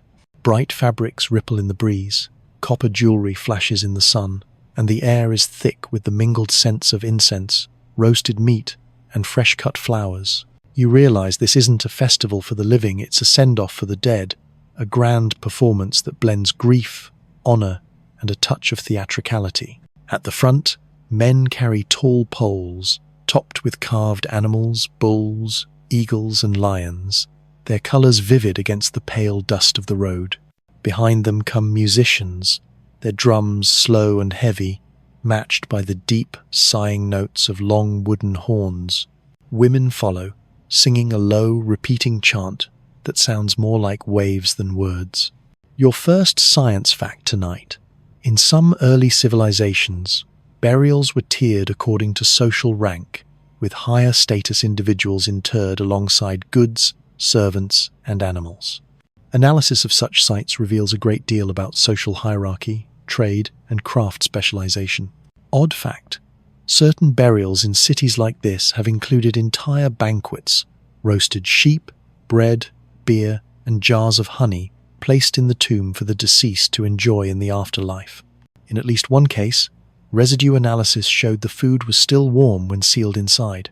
Joke 1 comes from a boy in the crowd who whispers to his friend, "If they put that much beer in my tomb, I'm coming back for it."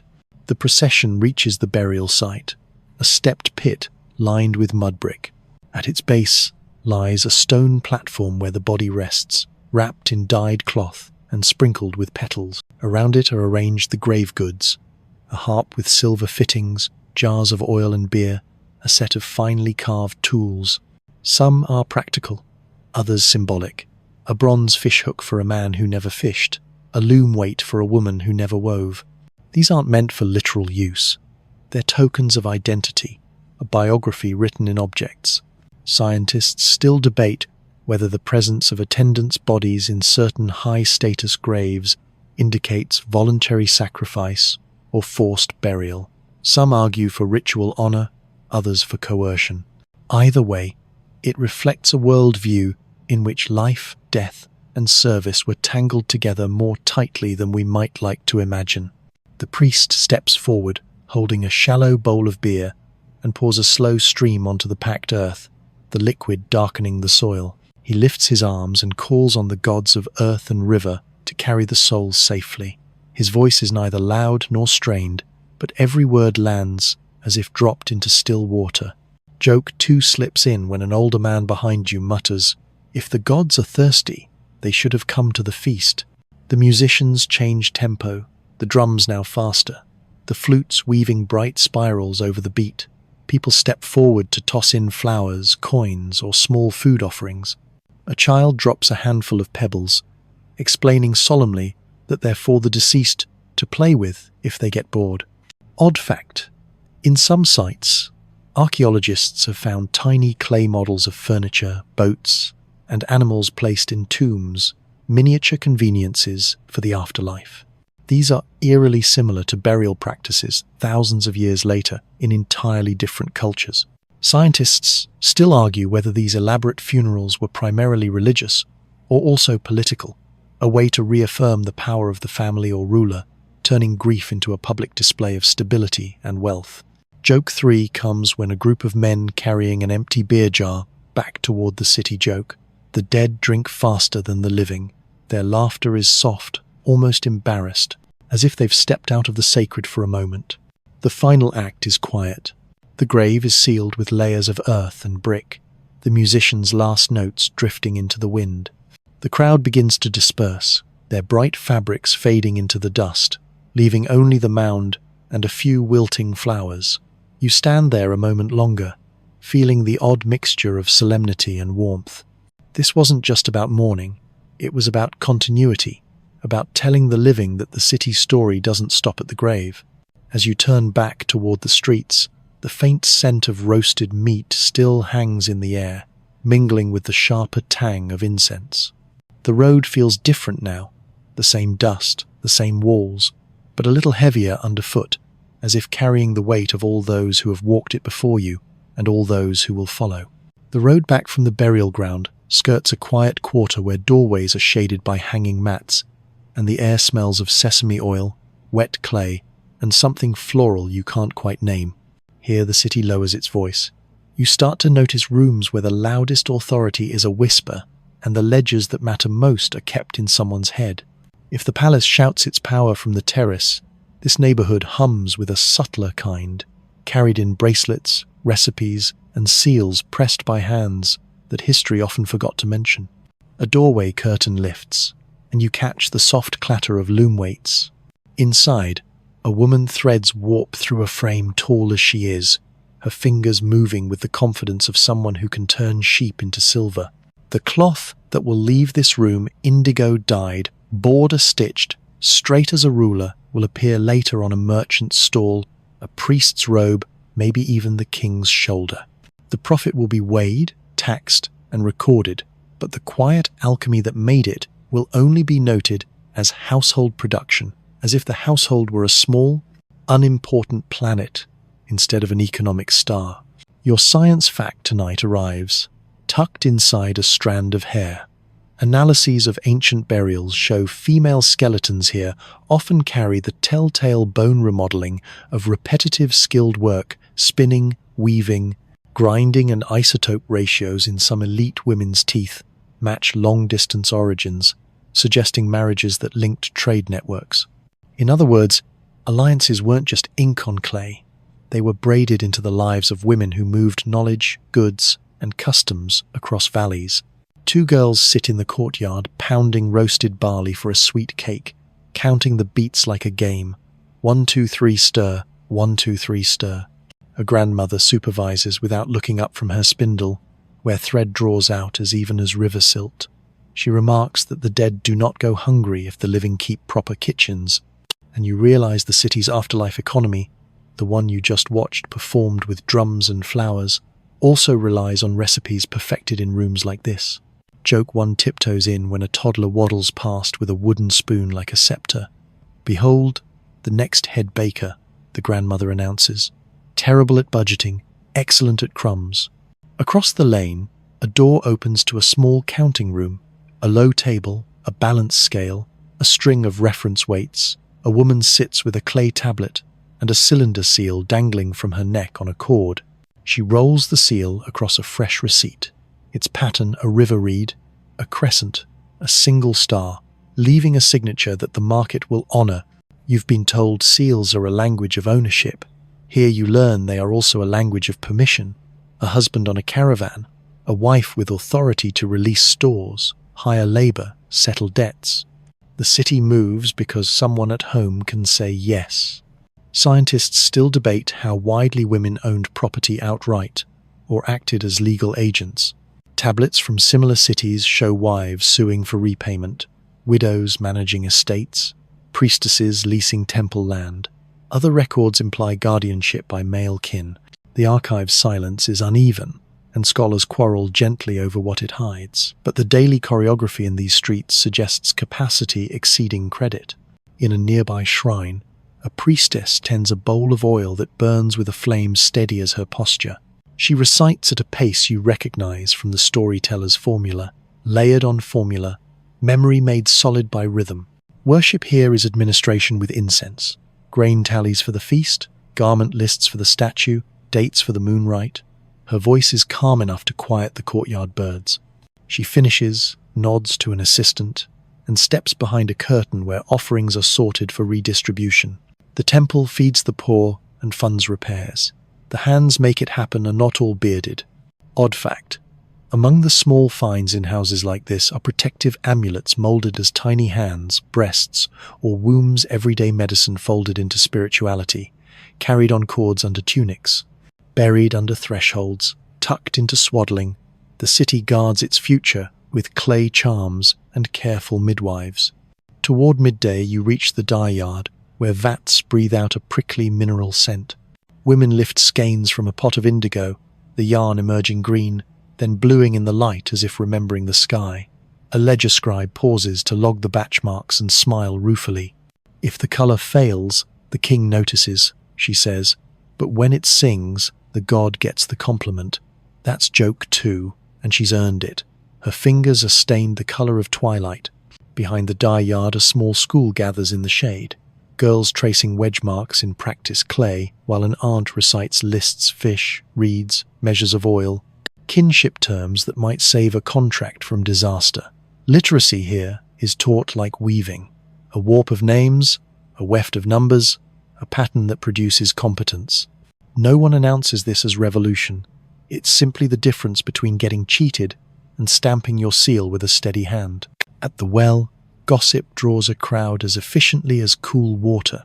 You catch the rhythm, whose barley sprouted early, which caravan returned short 2 donkeys, which magistrate's new sandals squeak like frightened mice. A woman with a newborn strapped to her chest tells a friend she's renegotiated her grain quota for the month because the baby wakes every hour. The friend nods like a seasoned diplomat. The city is stitched not just by roads and laws, but by negotiations conducted mid-ladle, mid-lullaby.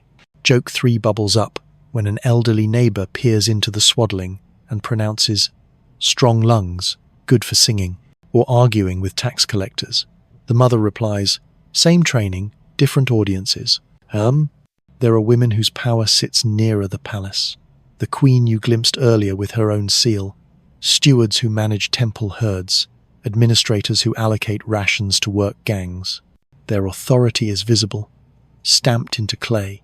But you suspect the harder to measure influence lives here, in the scheduling of water turns for the courtyard cistern, in the decision to set aside seed against an anxious-looking sky, in the slow, stubborn persuasion that keeps feuds from outgrowing fences. Control can be a ledger. It can also be a tone of voice. Scientists still debate whether a named queen in the tablets ruled alone during crises or acted as regent behind a symbolic king. They pass scarred ceilings, cross-reference goods lists, argue over the meaning of pronouns in legal lines, rubbed thin by time. The phrase repeats like a refrain. Scientists still debate whether. Meanwhile, the city remembers in its muscles what scrolls forget who organized the bread when the flood ran late, who knew which herb cooled a fever, who decided when to call in favors. Your steps take you past a small, smoky room where a midwife stores her kit, swaddles, oil, cord cut with a clean reed. On the lintel hangs a charm scratched with the simplest of signs, two parallel lines crossed by a third. Protection, boundary, breath. She emerges, wiping her hands, nods once, says nothing. You don't need words to understand that continuity sometimes wears the face of a woman who slept in snatches and still showed up when a knock came in the dark. By late afternoon, the quarter shines with practical beauty. Linen catching light on lines strung between doorposts, jars labelled in neat marks, a girl laughing as she learns the trick of twisting two threads into one stronger rope. The economy that glows in the palace accounts beats here, quiet and constant. If you listen closely, you can hear the same rhythm you heard in the military yard and the archive. Practice, precision, repeat, except the metronome is a cradle's sway and a loom's soft click. You think of last night's funeral procession and the woman who walked in front with a basket of petals, eyes dry, spine unbent. Maybe she negotiated the musicians, the meat, the jars of honey. Maybe she corrected the scribe who misspelled a cousin's name. Maybe she whispered to the priest which story would comfort the most people for the longest time. Leadership comes in many volumes. Some are carved in stone lions. Some are spoken so softly you only notice when the city fails, and this one hasn't. When evening leans in, the loom's quiet, the dye pots cool, the counting rooms shutter. Somewhere, bread crackles as it cools. Somewhere, a ledger closes with a thud small as a sigh. You leave the lane with a new equation in your pocket. Power equals decision plus care, multiplied by every hour no one wrote down. The ziggurat still cuts its steps into the sky, yes, but tonight you suspect the city's real stairway is here, woven of patience, contracts, recipes, and the long, even breath of women who ruled without needing to raise their voices. You leave the quiet lanes where looms ticked and dye pots breathed and follow a trickle of schoolgirls toward a long, low building whose walls look as if they were poured straight from the river. Its doorway is shaded by woven mats. Its threshold is rubbed to a soft shine by generations of sandals. No one announces it with trumpets. It doesn't need to. This is the city's other monument, not a tower that scrapes the sky, but a mud-brick brain that remembers. Inside, the air falls cool on your skin, as if the room itself inhales for you. Thick walls and tiny windows make their own climate, muffling street noise into a kind of hush that feels deliberate. Your first science fact tonight. Mud brick has high thermal mass, so the building soaks up heat slowly and releases it just as slowly, smoothing the swing between noon and night. Add narrow openings and cross-vented corridors, and you get stable temperature and humidity, exactly what fragile clay needs to outlive its makers. The architecture is a thermostat and a time machine. Shelves run the length of the hall, planked with tamarisk wood and lifted on stubby feet to keep them clear of any ambitious floodwater.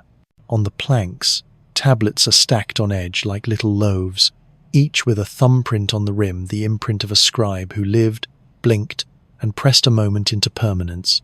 You already met the kingdom's archive of ledgers and taxes. Here, the clay breathes different stories, hymns and epics, star lists and omen series, proverbs that sound suspiciously like advice from grandmothers, dictionaries that line up words in neat columns as if language could be domesticated with a ruler and a stern look. An elderly keeper, with a reed stylus tucked behind one ear, gestures you into a side room. Children sit cross-legged, tracing signs in practice clay, while a teacher sings a line and the class answers with the next. It's call and response literacy, the lesson braided into a tune you could hum later while fetching water. On the wall, a slate of fired clay bears a copy list. Fish, reeds, birds, tools, numbers beside them, variant spellings in a second column. The teacher taps each with the stylus, and the room murmurs them back. a soft rain of syllables. You can almost feel new neural paths being stamped into shape. Joke 1 arrives, courtesy of the librarian who lifts a finger and produces a truly ancient sound. The first shh you've ever heard that might predate bronze. You grin. Some technologies are eternal. Scientists still debate whether rooms like these were public libraries in any modern sense or specialized temple schools that trained scribes and priests. Some burial colophons name the tablet house as an alma mater. Other evidence suggests limited access, with borrowing privileges granted only to those who could unroll a seal with authority. The clay is generous. The policy might not have been. Either way, the place you stand is not storage, it's circulation. Texts move into mines, then back into clay, then out again in copies that ripple to other cities like news on a favorable wind. Odd fact, at the ends of certain tablets, scribes squeezed in tiny colophons name, date, place, and sometimes a threat charming enough to frame. Steal this tablet, and may your stylus split, deface it, and may your beer always go flat. Security through embarrassment and divine oversight. You've seen worse deterrents. Another room hums with the soft clack of copying. An apprentice reads from a cracked original, pausing at unfamiliar signs. The master answers without looking up, the way people do who have memorized an ocean. A third scribe leans close to a tablet of star names and draws a faint wedge higher on a sign, correcting a century-old error with the tenderness of a barber trimming a single hair. In this humble choreography, you recognize a civilization's superpower, replication with quality control. A low shelf holds bilingual lists, one column in the city's own script, the other in a cousin tongue from upriver. The pairs don't always match cleanly, meanings lean, overlap, argue. Scientists still debate whether such lists trained interpreters for diplomacy and trade or tried to freeze shifting dialects into something teachable. Either way, someone sat here inventing equivalents for ideas that didn't quite map, and you know from your own life how much work it is to say the same thing to two different audiences and be understood by both. A group of older students huddles over astronomical notes, rising times of bright stars, lengths of shadows at solstice, a neat table of intercalary days like stitches between lunar and solar cloth. You've climbed the ziggurat, you've watched the shadow rod, now you see the back end, tables, corrections, marginal doodles where someone practiced drawing a crescent so perfect it looks like a thin smile. A girl runs her finger down a column and whispers numbers to herself, then, satisfied, fills in a blank with a tiny sign. There is pleasure here that has nothing to do with rank. Joke 2 sidles in, when a boy, sent to fetch a reference tablet, returns empty-handed and confesses, "It's very heavy." The keeper sighs and says, "That's how you know it's authoritative." The class laughs softly, and you tuck the line away for later use on unwieldy PDFs. Past the classroom, a narrow chamber holds a trove of wonders, a hymn that pairs each line with a specific drum stroke, a medical text where plant names sprout beside symptoms in tidy couplets, a slender series of riddles whose answers you suspect were once the life of every party. One tablet bears little notches along its edge, as if someone used it to teach a rhythm while reciting. Literacy here includes the body. Knowledge arrives through more than eyes. In a corner, a young woman kneels over a tray of damp clay and tests a stylus made from a new reed. She writes the same sign 10 times, each crisper than the last, then swaps the tool and tries again. Tool-making and handwriting share a feedback loop. Sharper stylus, sharper thought, cleaner line, cleaner memory. Watching her, you remember your own search for the pen that finally made your notes feel like they belonged to you. The connection tightens, second person becomes first. Another student slides you a tablet of proverbs. You read a line that says roughly, "The boat that does not check its rope will drift into reeds." It's agriculture dressed as life advice. You feel called out, gently. The city's wisdom is practical enough to save a harvest and pliable enough to rescue a day. Joke 3 comes from the checkout desk, where a harried aide stamps a clay envelope and deadpans, "Return in 7 days or we mail a reminder." He holds up a fist-sized lump. By male, I mean a boy who runs. The keeper leads you to the back wall, where a ladder climbs to a raised alcove. Up there, he explains, rest the master copies, texts so central they're consulted only under Watch the City's star canon, the long epic every child half knows by ear, the legal code so old its first lines are worn like river stones. When a flood season eats the market or the army wears through a year of sandals, these are the tablets carried first, wrapped in wool and held high over water. You look at them and feel, unexpectedly, like crying. Not from sadness exactly, but from the terrifying tenderness of people who decided some lines must not be lost. Scientists still debate how uniform these canons were across cities. Some tablets suggest shared cores with local variants. Others read like fierce regional opinions disguised as footnotes. Perhaps the canon was a braided river, same source, many channels, one delta we now call human culture. Before you leave, the keeper presses a small practice tablet into your palm, its surface still damp. Write something, he says, and turns away to help a student measure a line. You hesitate, then press your stylus borrowed from a girl who winks and scratch a word that feels shy and brave at once. Remember, the clay takes it without complaint. Your mark joins a million others, minor and sincere. Outside, the brightness startles. Street sounds return like surf, the market tuning up, the river murmuring at its same old volume. Yet you walk differently, the tablet cooling in your hand. Towers reach upward to ask for attention.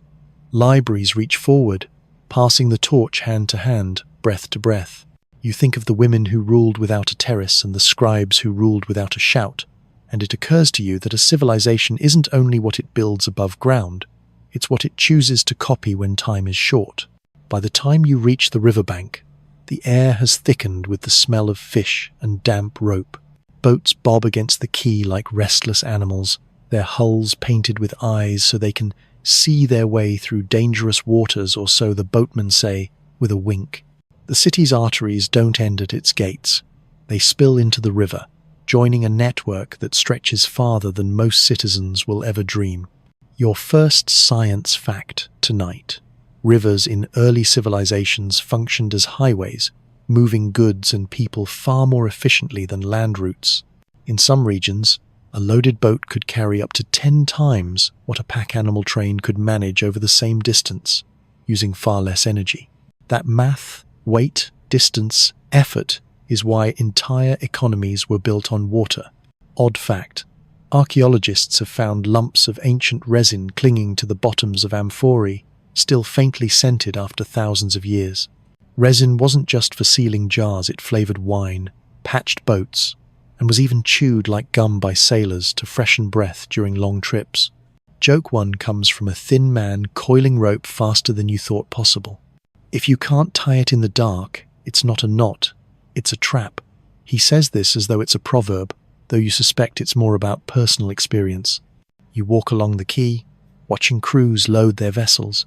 Clay jars of oil, baskets of onions, dyed wool bundled in tight rolls, blocks of copper bound in reed matting. Men shout back and forth, checking off items against clay slips sealed with thumbprints. A foreman kneels by a small table, rolling a cylinder seal across a receipt, then sprinkling a pinch of dust to help it dry in the sun. The seal bears a design of waves, and fish his license to send goods downriver without interference. Scientists still debate how much of this river traffic was state-controlled versus private. Some evidence suggests the palace owned most of the big cargo boats, leasing them out to merchants for a fee. Other records imply a more open system, with independent skippers contracting directly.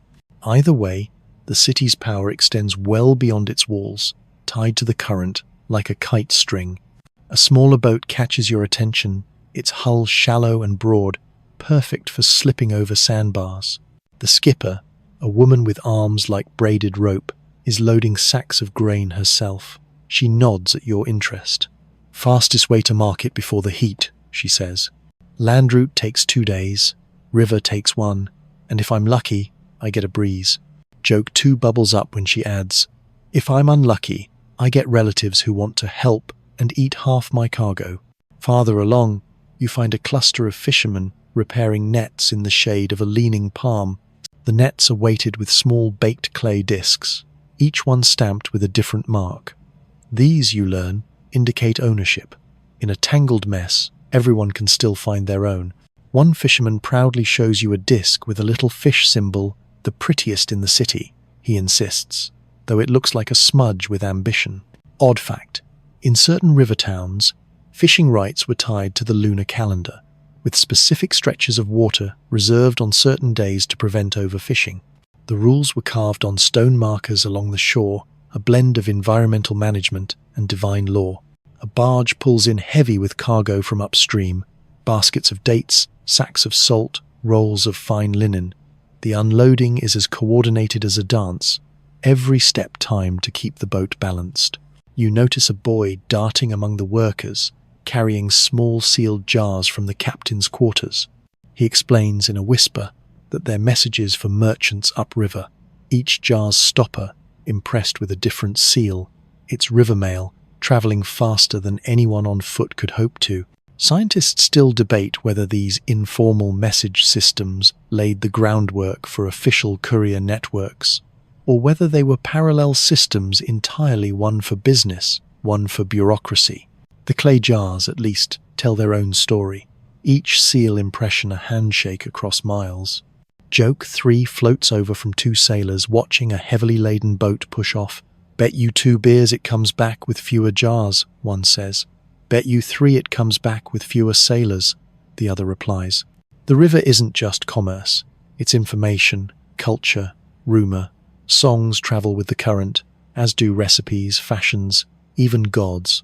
The painted-eyed boats carry not only goods, but ideas, and the city changes in ways the palace can't always track. A child might hum a tune learned from an upriver trader. A potter might copy a style seen in the market. A priest might add a foreign deity to his prayers, just in case. As you stand watching, the tide begins to shift. Boats turn their prows, catching the current like a breath in the chest. The quay grows noisier, last calls, final ceilings, shouted promises to return before the festival. Then, one by one, the vessels slip away, leaving the water glassy in their wake. You stay until the last painted eyes vanish around the bend, wondering what's leaving the city today besides jars and grain, words perhaps, gestures, jokes that will make someone laugh 2 days from now, in a place you've never seen. The river doesn't just carry trade, it carries the city's voice. And tonight, that voice is already halfway downstream. By the time the boats round the bend and the quay quiets, the fields have already begun their own conversation. You walk out along a ridge path where the city's straight lines soften into furrowed curves, and the air tastes of warm soil and crushed mint. Farmers here don't watch clocks. They watch shadows on the backs of leaves, the tilt of swallows skimming low, the way ants hurry before a storm. It isn't superstition. It's a syllabus written in sky and dirt. You step between rows of barley, the awns tickling your wrists, and a woman taps the horizon with her chin. 2 hands of cloud, she says, meaning the distance between stacked cumulus and the sun. Enough wind for winnowing by dusk. She doesn't check a tablet. She checks the white underside of fig leaves, already flipping to show a breeze building. The central concept settles into place like a seed in a furrow. Agriculture is the art of timing, and timing is the art of attention. Your science fact tonight arrives in a puff of pollen. Healthy floodplain soils hold astonishing water in the spaces between particles' capillary action, lifting moisture upward to roots even after the surface dries. That's why these fields can look thirsty at noon and still fuel growth by morning. The ground is a slow sponge, pulling sip after sip toward the stems that need it. When the flood silt recharges the sponge each year, yields rise like bread under a warm cloth. A boy trots past with a clay rattle tied to his belt, its soft chatter keeping birds from settling on the seed rows. His sister trails him, hanging shiny shells from reed stakes. "Scarecrow jewelry," she announces, proud and solemn. The odd fact, she doesn't know she's performing. In some seasons, farmers smear a paste of river mud and crushed aromatic leaves on the stakes. It dries to a pale crust that flashes in sun and releases a smell birds dislike a low-tech, biodegradable deterrent that works just long enough for sprouts to gain nerve. At the edge of a plot, a farmer pulls a smooth stone from his pouch and sets it on a post. The stone is etched with lines and a tiny hole. He threads a bit of cord through, sights the sun, and measures a shadow onto a carved mark. "Half a hand shy of mid," he mutters. He'll open the canal gate when the shadow kisses the next notch. Not because a priest said so, because the water will arrive exactly when gravity and friction say it will, and the plants will drink at the right coolness. Joke one pops up when a neighbor calls, "Your notch is jealous, always wanting shade." He lifts his own stone and adds, "Mine prefers attention." They grin, and you realize the field is a comedy club where the headliners are sundials. A narrow canal whispers past your ankles, the surface wrinkling where frogs disturb the skin. The flow is a compromise, just enough to seep into the furrow, not so much that it steals silt downstream. You kneel and pinch the soil. It clumps, holds shape, then loosens under your thumb. Perfect. A little too sticky? Wait an hour. A little too dusty? Nudge the gate. This care looks like patience. It is really control spread thin enough to be kind. Scientists still debate how formally irrigation turns were allocated, whether by strict temple schedule, rotating neighborhood councils, or fierce but flexible custom enforced by watchful grandmothers with very sharp tongues. The tablets list water rights. The field paths tell you who actually gets along. A man shows you his sickle, a crescent of copper socketed into a wooden handle, its edge burnished on river stones till it gleams like a sliver of moon. He runs a thumb along it with the tenderness some reserve for pets. "Cut low when the air is dry," he says, and the grain sighs instead of weeping. You don't need a glossary. You've heard the same wisdom in kitchens about onions and knives. Tools are just promises made to the future. Joke 2 turns on a gust when a hat skates off down the furrow. 3 farmers chase it, miss twice, and one declares, "The wind is collecting taxes for the palace." From 2 fields over, someone shouts, "Tell it to grade on a curve." Laughter travels faster than irrigation. Along the boundary, a string of gourds bulges under broad leaves, their vines trained up, a frame of river reeds. Companion planting, the farmers explain without using the term. The barley shades the soil, the gourds smother weeds, the beans fix nitrogen in polite, invisible exchanges with roots. You watch a bee wobble drunkenly from flower to flower and think about how many partnerships are happening here without introductions, treaties, or seals. Above, swifts scribble dark handwriting across a pale page of sky. The flight is lower than yesterday. Rain is likely by evening. A woman points out a small parade of clouds, thin as the ribs of a fan. Shepherd's comb, she calls it, the kind that drags wind behind it. She flips her headscarf and ties it tighter. You realize the field is a lecture hall where weather is professor, and every student has perfect attendance. Your connection arrives, uninvited but welcome. You've tried to brute force seasons in your own life, caffeinate a winter, hustle through a drought, resize a day to fit too many hopes. The farmers offer a quieter method. Watch, adjust, trust the sponge under the dust. Open the gate when the shadow says so. You do not need to be a river to move water. You only need to know it. Near a hedgerow of tamarisk, a child flips beetles gently onto their feet, while his mother scans leaf undersides for eggs. She crushes a cluster between finger and thumb, wipes the pulp on her skirt, then whistles once a signal for the next plot down that pests are early this year. A cousin answers with 2 whistles, already burning chaff smoke to confuse them. Pest management as neighborhood gossip, effective, immediate, and delightfully nosy. Odd tools shine in the sun, a rake with teeth set at slightly different angles to leave just enough micro-ridges for dew to cling, a hoe whose blade has been hammered thin along one edge for surgical weeding. These are not museum pieces, they're iterative design in mud. Nothing here is final, everything is tuned. Joke 3 arrives, while a man teaches his nephew to test wheat ripeness by chewing a few kernels. "If your jaw complains," he says, "the grain is ready. If your jaw writes a formal letter, wait 2 days." The boy laughs so hard he drops 3 kernels, which a nearby chicken redeems for breakfast. By midday, heat presses down, and the fields go quiet except for the scratch of insects practicing the world's oldest violin. Farmers retreat to shade, sip watered beer that tastes faintly of straw and luck, and compare notes. Whose canal silted overnight? Which field woke to a glitter of aphids? Who saw the moon take on that thin copper ring last night? The answers tangle into a plan. Open one gate earlier, flood a strip to drown eggs, harvest a swale before the wind turns mischievous. It's crowdsourcing where the contributors are sunburned and the payout is bread. A fig tree drops a soft, sugar-heavy fruit into your hand, as if making a point about timing. You bite, and it tastes like a secret shared after trust has been earned. Across the ditch, a grandfather tightens the twine on a scare-child, not a man of straw but a doll in a child's old tunic, placed on a stake at a toddler's height. "Birds know we're fair," he says. "We give them the corners. Mercy as pest policy, civilization as a bargain with hunger." By late afternoon, the wind turns friendly for winnowing. Women pour grain from baskets in shimmering arcs, and the chaff lifts away like fog, leaving a hill. A line of boys takes turns with a fan woven of palm ribs, proud of the way heavier kernels land with a music only hungry people learn to hear. Piles grow, jars wait. The city, somewhere beyond the mirage shimmer, will count and store, stamp and seal.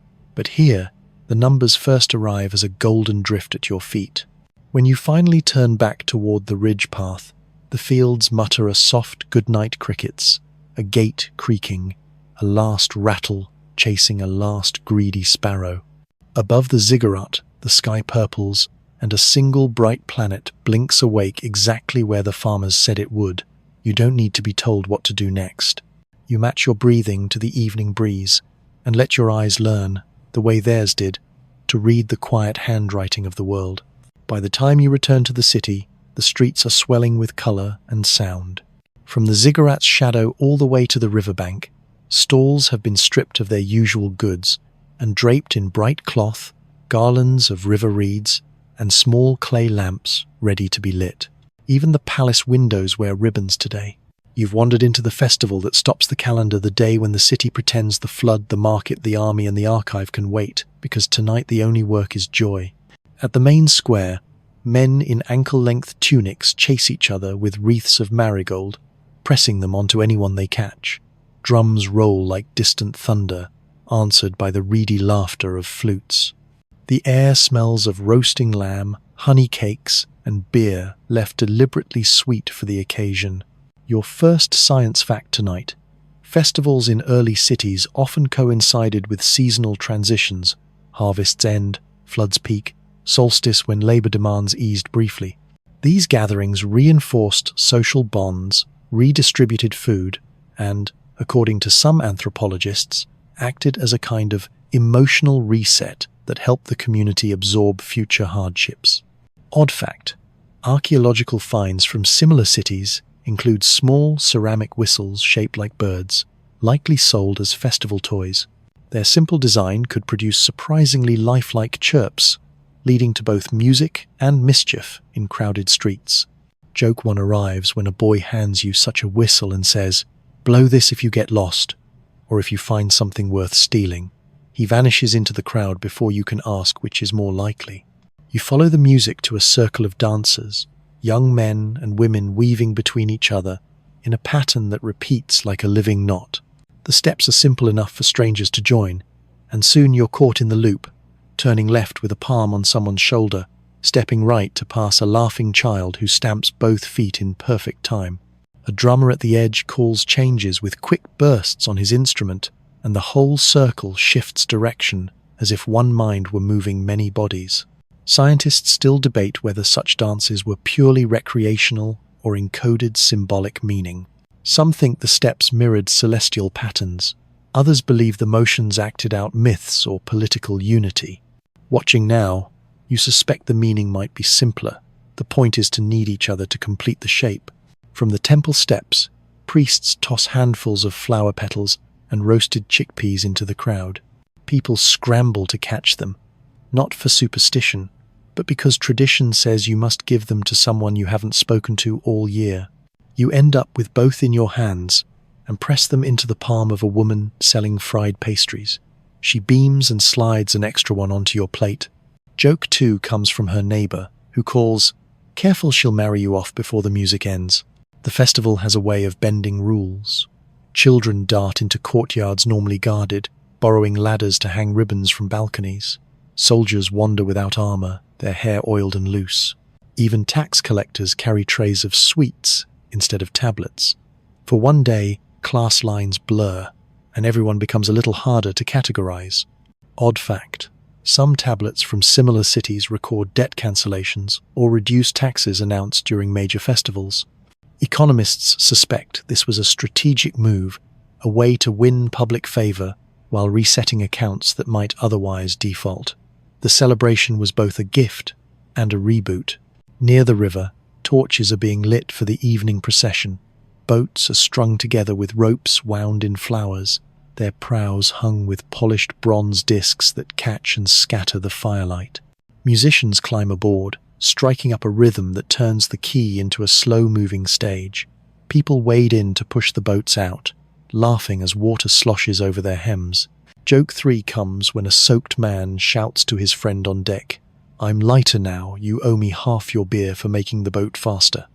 The night deepens, and the ziggurat's terraces glow with hundreds of clay lamps. From above, the city must look like it's wearing a crown of fire.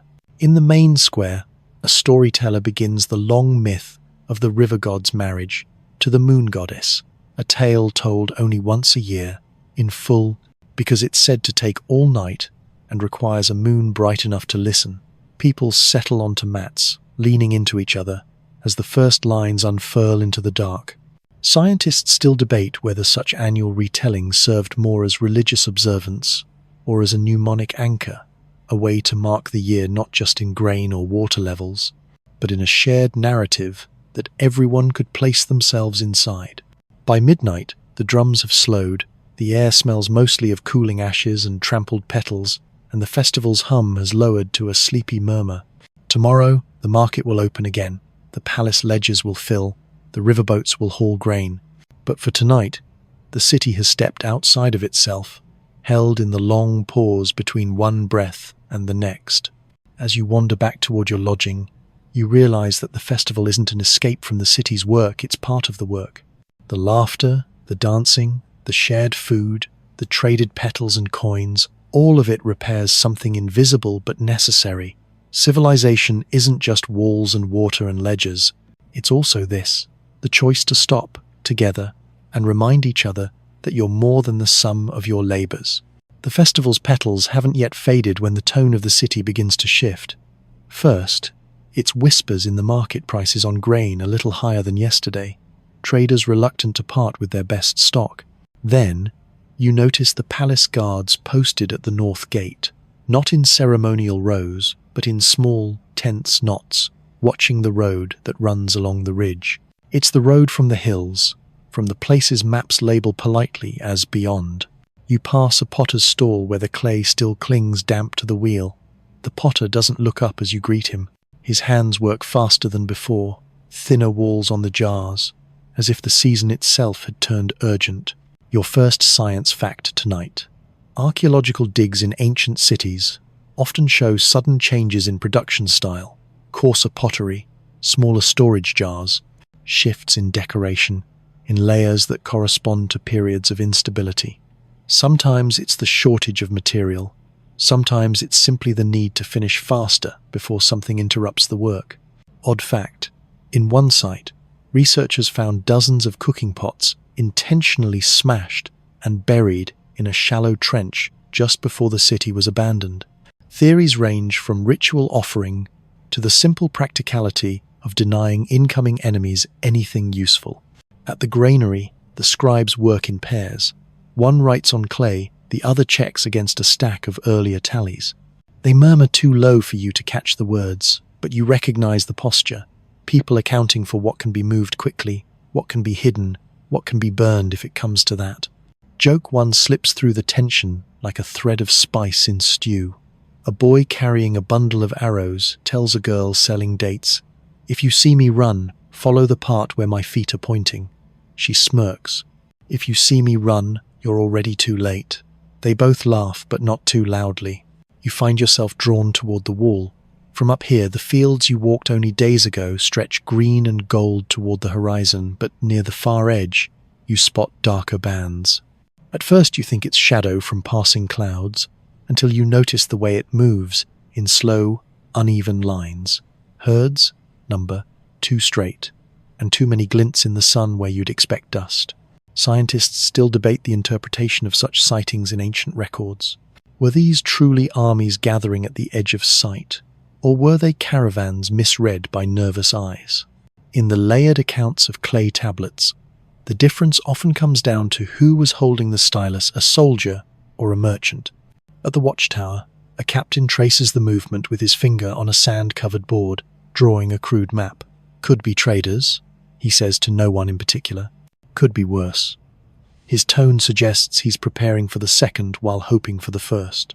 Odd fact, some ancient walls were deliberately painted with intimidating motifs, giant eyes, snarling beasts, or divine symbols not for the citizens inside, but for those approaching. The message was less welcome and more consider turning around. Joke 2 floats from a nearby archer stringing his bow. If they come, I hope they've heard the one about the arrow that turned back because it was homesick.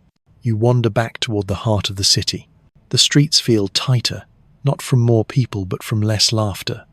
Bakers work in silence, their usual teasing banter absent. Merchants keep their scales under cloth, weighing quickly and looking past you toward the gates. Even the temple forecourt is subdued. Incense burns in thicker coils, as if the priests hope to hide the city from whatever watches outside. By evening, the council meets in the great hall.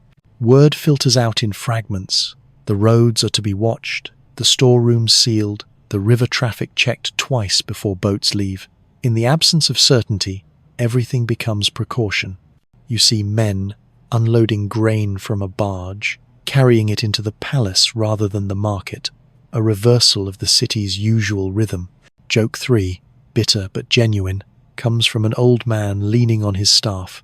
I'll feel safer when they've counted me and put me in storage too. Ho! The science of fear is as old as the city itself. It changes trade routes, alters diets, rewrites rituals. In some ways, it's as much a part of civilization as the walls and canals. You notice how quickly people adapt, not by stopping their lives, but by redirecting them. Bread still bakes, but in smaller loaves. Markets still open, but with shorter hours. Music still plays, but softer, as if rehearsing for a day when it might need to fall silent altogether. As night falls, torches light the streets, though fewer than during the festival. At the wall, the watchfires burn brighter, their smoke twisting into the dark, like a warning the wind might carry farther than words. You stand there a long time, looking toward the ridge road, wondering if those moving shadows are truly moving closer, or if the city's imagination has already closed the distance. Tomorrow the scribes will tally again, the captains will peer from the walls again, the market will trade again, but under it all, something has shifted. Once you've seen an enemy at the gate, even in rumor, the city never quite returns to the easy heartbeat it had before, and tonight you can feel that new rhythm begin. It happens on a morning that begins like any other, which is how betrayals prefer to dress. The shadow rod is where it should be. The bakers' ovens exhale their warm breaths. A barge captain argues about a seal that's smudged in the night, and then a runner arrives from the North Quay, barefoot, voice snapped thin by panic. The river is wrong. You don't understand at first. Rivers are rivers. They are allowed moods. But when you reach the bank, your stomach tightens. The current has softened into a sluggish swirl, and out beyond the bend, the water has pulled its body sideways, feeling along a low place in the floodplain you never noticed. It tests, it probes, and then almost politely it leaves. At first it looks like a stray arm making mischief, but within hours the main channel follows, a long blue muscle flexing away from the city's stone embrace. That quiet hiss you hear is the sound of silt, suddenly abandoning your keys for a brand new lover downstream. The boats that left at dawn will come home to an address the river no longer honors. A gate that once opened onto a liquid street now faces a muddy, sulking pond. Your science fact tonight is a hard one. Large rivers on low, flat plains perform a avulsion. Sudden course changes when their natural levees build too high with silt. The water, seeking a steeper path, overtops a weak spot during flood and carves a new channel, leaving the old one to starve. It isn't malice, it's physics with wet feet. Men wade in up to their thighs, hauling reed bundles to plug the cut, shouting the way you shout at a stubborn mule. The bundles melt under the brown force, drifting away like exhausted fish. On the ziggurat, priests burn resin in defiant ropes of fragrant smoke. In the palace, the captain you met on the wall last night scratches new lines into a sand map, as if he might persuade the water with better cartography. Odd fact: when rivers jump, they sometimes leave behind oxbow lakes, half-moon scars that cuddle the old banks. Fishermen love them, mosquitoes write songs about them, children learn to skip stones in perfect parabolas across their glassy skin. They are the prettiest wounds a landscape can show. By noon, the quays are quiet in a way you have never heard, a silence that makes even your bones listen. The market thins as fast as news travels. Rope sellers do brisk business. Boatwrights stare at their hulls like parents who woke to find their children speaking a new language. A potter holds up a jar and murmurs that his clay smells different today. Less river, more dust. He's right. Without the daily polish of moving water, the city's air grows older between one breath and the next. Joke one limps in on a barge hand who stands on the abandoned quay and declares, "All right then, we'll open a walking route." No one laughs, and then someone does. And the laugh spreads like a bandage that won't quite stick. Scientists still debate whether such a change began with climate nudging the flood cycles, with tectonic whispers tilting the plain by a thumb's width, or with human engineering canals and levees that taught the river bad habits until it found a new trick. The tablets argue in their clay way. A priest blames a god, a scribe blames an upstream city's new dike, a farmer blames last year's late flood that built the levee too high. Everyone is a little bit right, which is almost the same as no one being wrong. You walk out to the fields where the barley should be drinking through its toes. The furrows look like mouths waiting for a spoon that never arrives. A woman lifts a clod and breaks it with her thumb. It crumbles too fast. "We can carry water," she says, eyes already measuring the distance, the buckets, the backs. Around you, the city invents labor it never needed before. Lines form where there were none, to borrow donkeys, to borrow hope. The central concept hits like sun on the nape of your neck. A river is not just water. It is schedule, surplus, certainty. Move it, and you don't only redraw a line on a map, you erase a calendar. You cancel a festival. You convert music into the metronome of buckets. Civilization looks solid in brick. In truth, it floats on timing. At the makeshift canal cut, boys shovel while older men drive stakes, lashing reed mats into a trembling wall. A girl with arms thin as rope carries pitchers two at a time, lips pressed flat in concentration. The water they coax into the ditch reaches the first furrow and sinks without ceremony. Thirst is a greedy accountant. It pays itself first. Joke two surfaces from a straw-hatted elder who has paused to breathe. "If the river wants a divorce," he says, "it should return the dowry." Someone snorts. "It kept the silt." The elder nods. Typical. The laugh is better this time. Less bandage, more medicine. Back in the city, the archive opens its doors wide. Scribes pull out flood records from the dusty rows where nobody has asked for them in a generation. They copy, compare, argue quietly over the interpretation of a sign rubbed thin by time. Did the river do this once before, 2 grandfathers ago? The numbers hint, the margins hedge.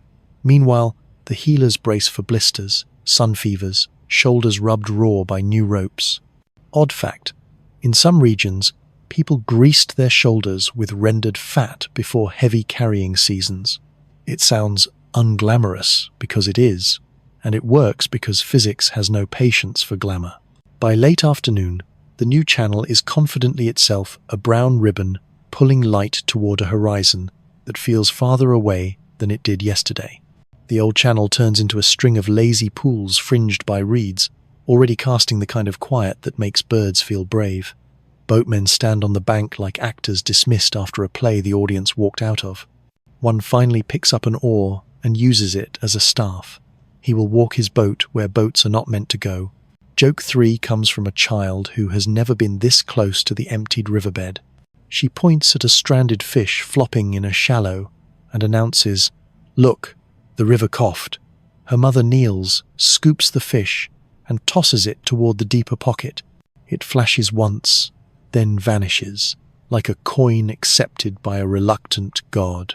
Scientists still argue whether revulsion is best met with surrender, move the city's intake to the new channel, build fresh quays, rebase the markets, or with stubborn genius, divert, dam, reteach the water its old course with bribes of cut banks and careful gates. The palace will choose one, the fields will secretly try both. Night folds in with a blue that looks heavier than usual. Torches gutter in a wind that smells newly of distance. The musicians on the terrace play, but you can hear them counting under their breath, as if keeping time against something that might go out. The temple adds an extra lamp to the altar. The queen sends runners with orders that look like kindness disguised as logistics. Ration jars without insult. Pay the water carriers in bread first. Keep the archive open late. You sit on the quiet steps of an unused quay and feel the ghost of last week's river lap your ankles. Memory is a tricky liquid. It can drown you or keep you afloat. You don't try to decide which yet. You just breathe, slow as the reeds, and let the city adjust around you, not like a machine breaking, but like a living thing, limping until it learns a new gait. Tomorrow, there will be new maps, new schedules, new arguments. The boats will grow skids. The fields will grow ingenuity. The archive will grow a fresh stack of "Days the River Forgot Us" tablets to be wrapped in clay envelopes and stored under a shelf label no one will read unless it happens again. It probably will. That's not prophecy. It's history clearing its throat. For now, you put a palm on the warm brick and feel the day pass into it. Betrayal is what it felt like at dawn. By night, the word has softened. The river did what rivers do. The city will do what cities do. Between them stretches a new story you didn't ask to hear and will learn by heart. The river's defection is only the first unraveling. You sense it in the way the city exhales differently now, not in the long, confident sigh of a place sure of its own gravity, but in short, cautious breaths, as though it doesn't want to attract notice from whatever else might be listening. Days pass, and the edges begin to fray. The markets, once an orchestra of noise, are muted. Merchants speak in lowered tones, keeping one eye on their goods and the other on the horizon.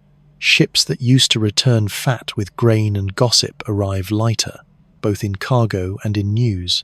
The stories they do bring are short, neighbouring towns, struggling with the same dry banks, the same muddy silences where water used to speak. Your science fact tonight.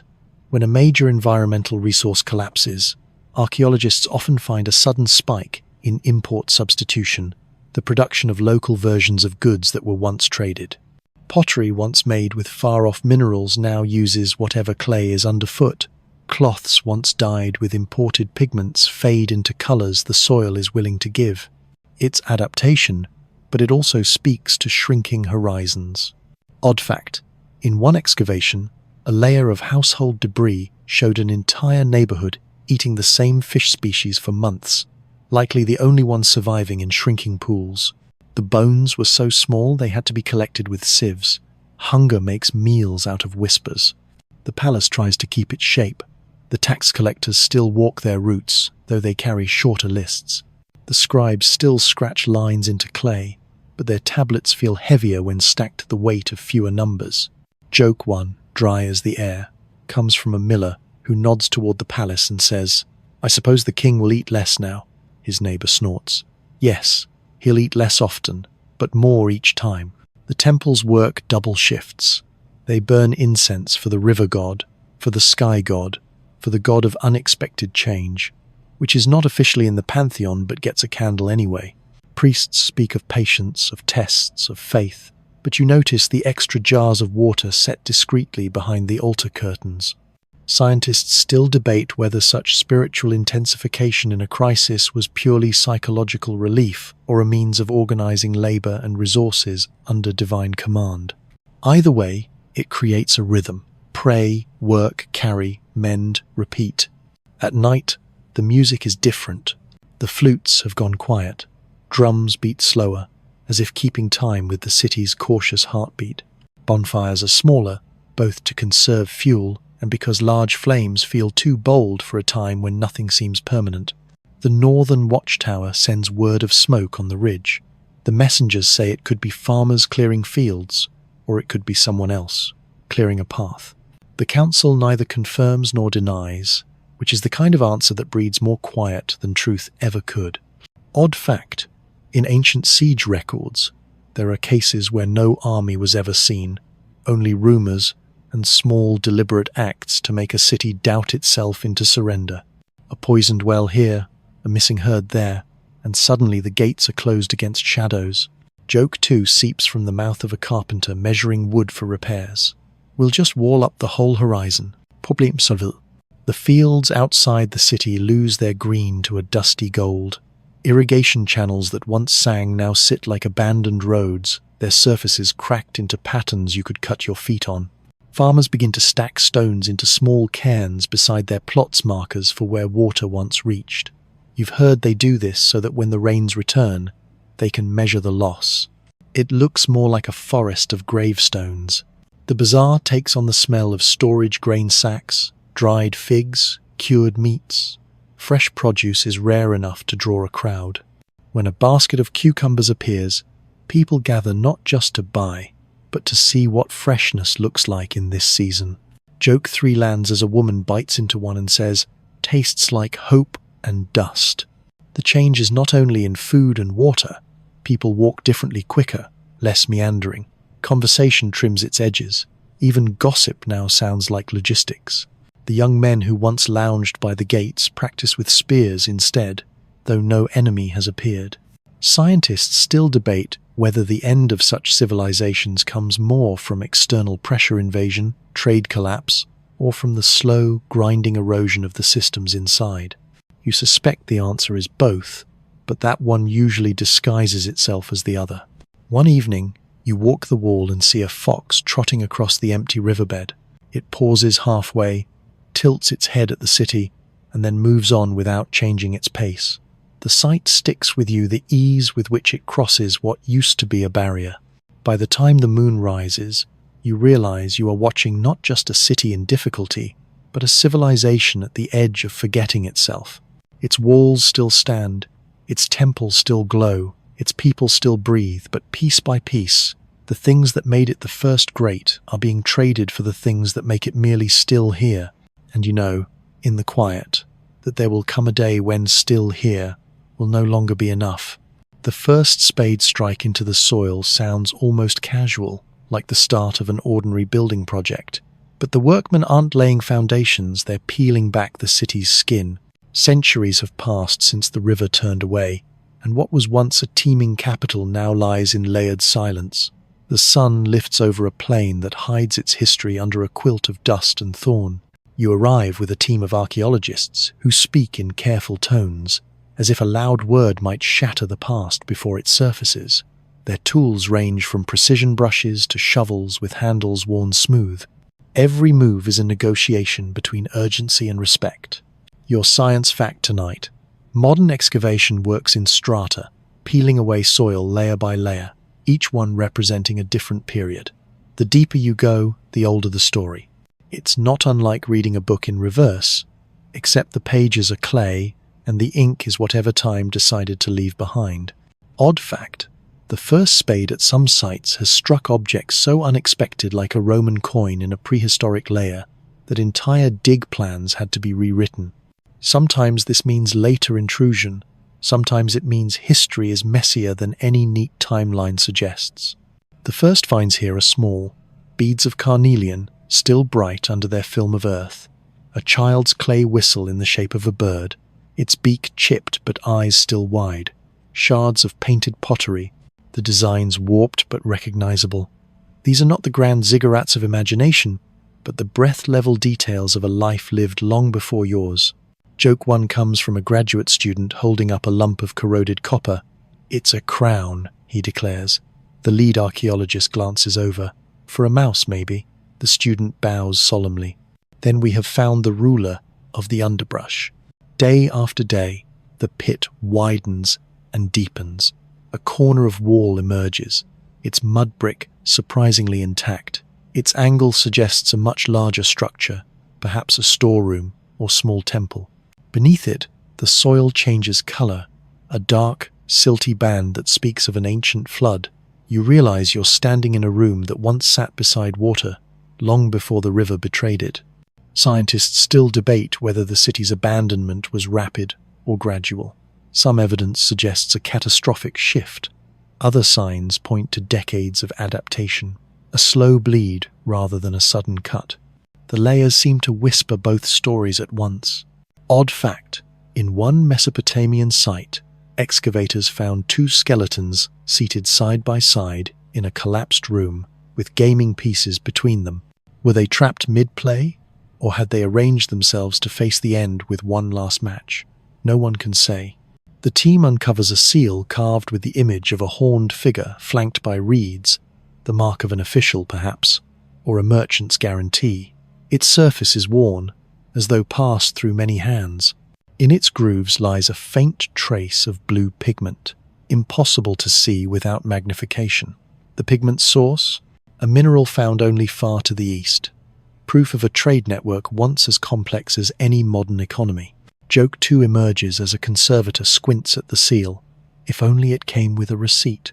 Deeper still, a cluster of clay tablets appears, some baked hard, others fragile as stale bread.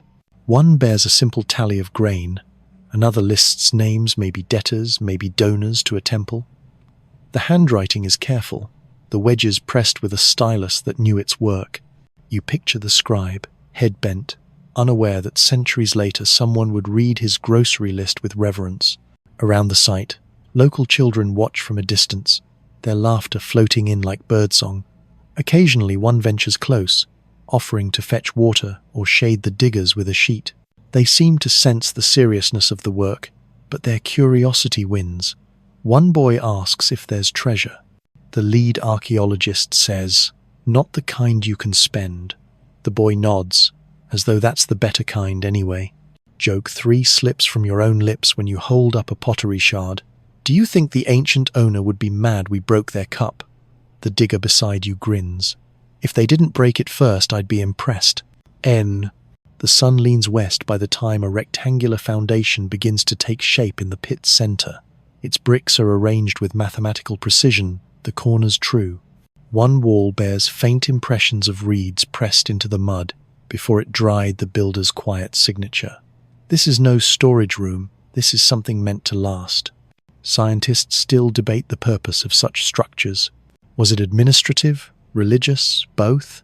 In early cities, the lines between ledger and altar often blurred. Numbers were prayers, and prayers were transactions.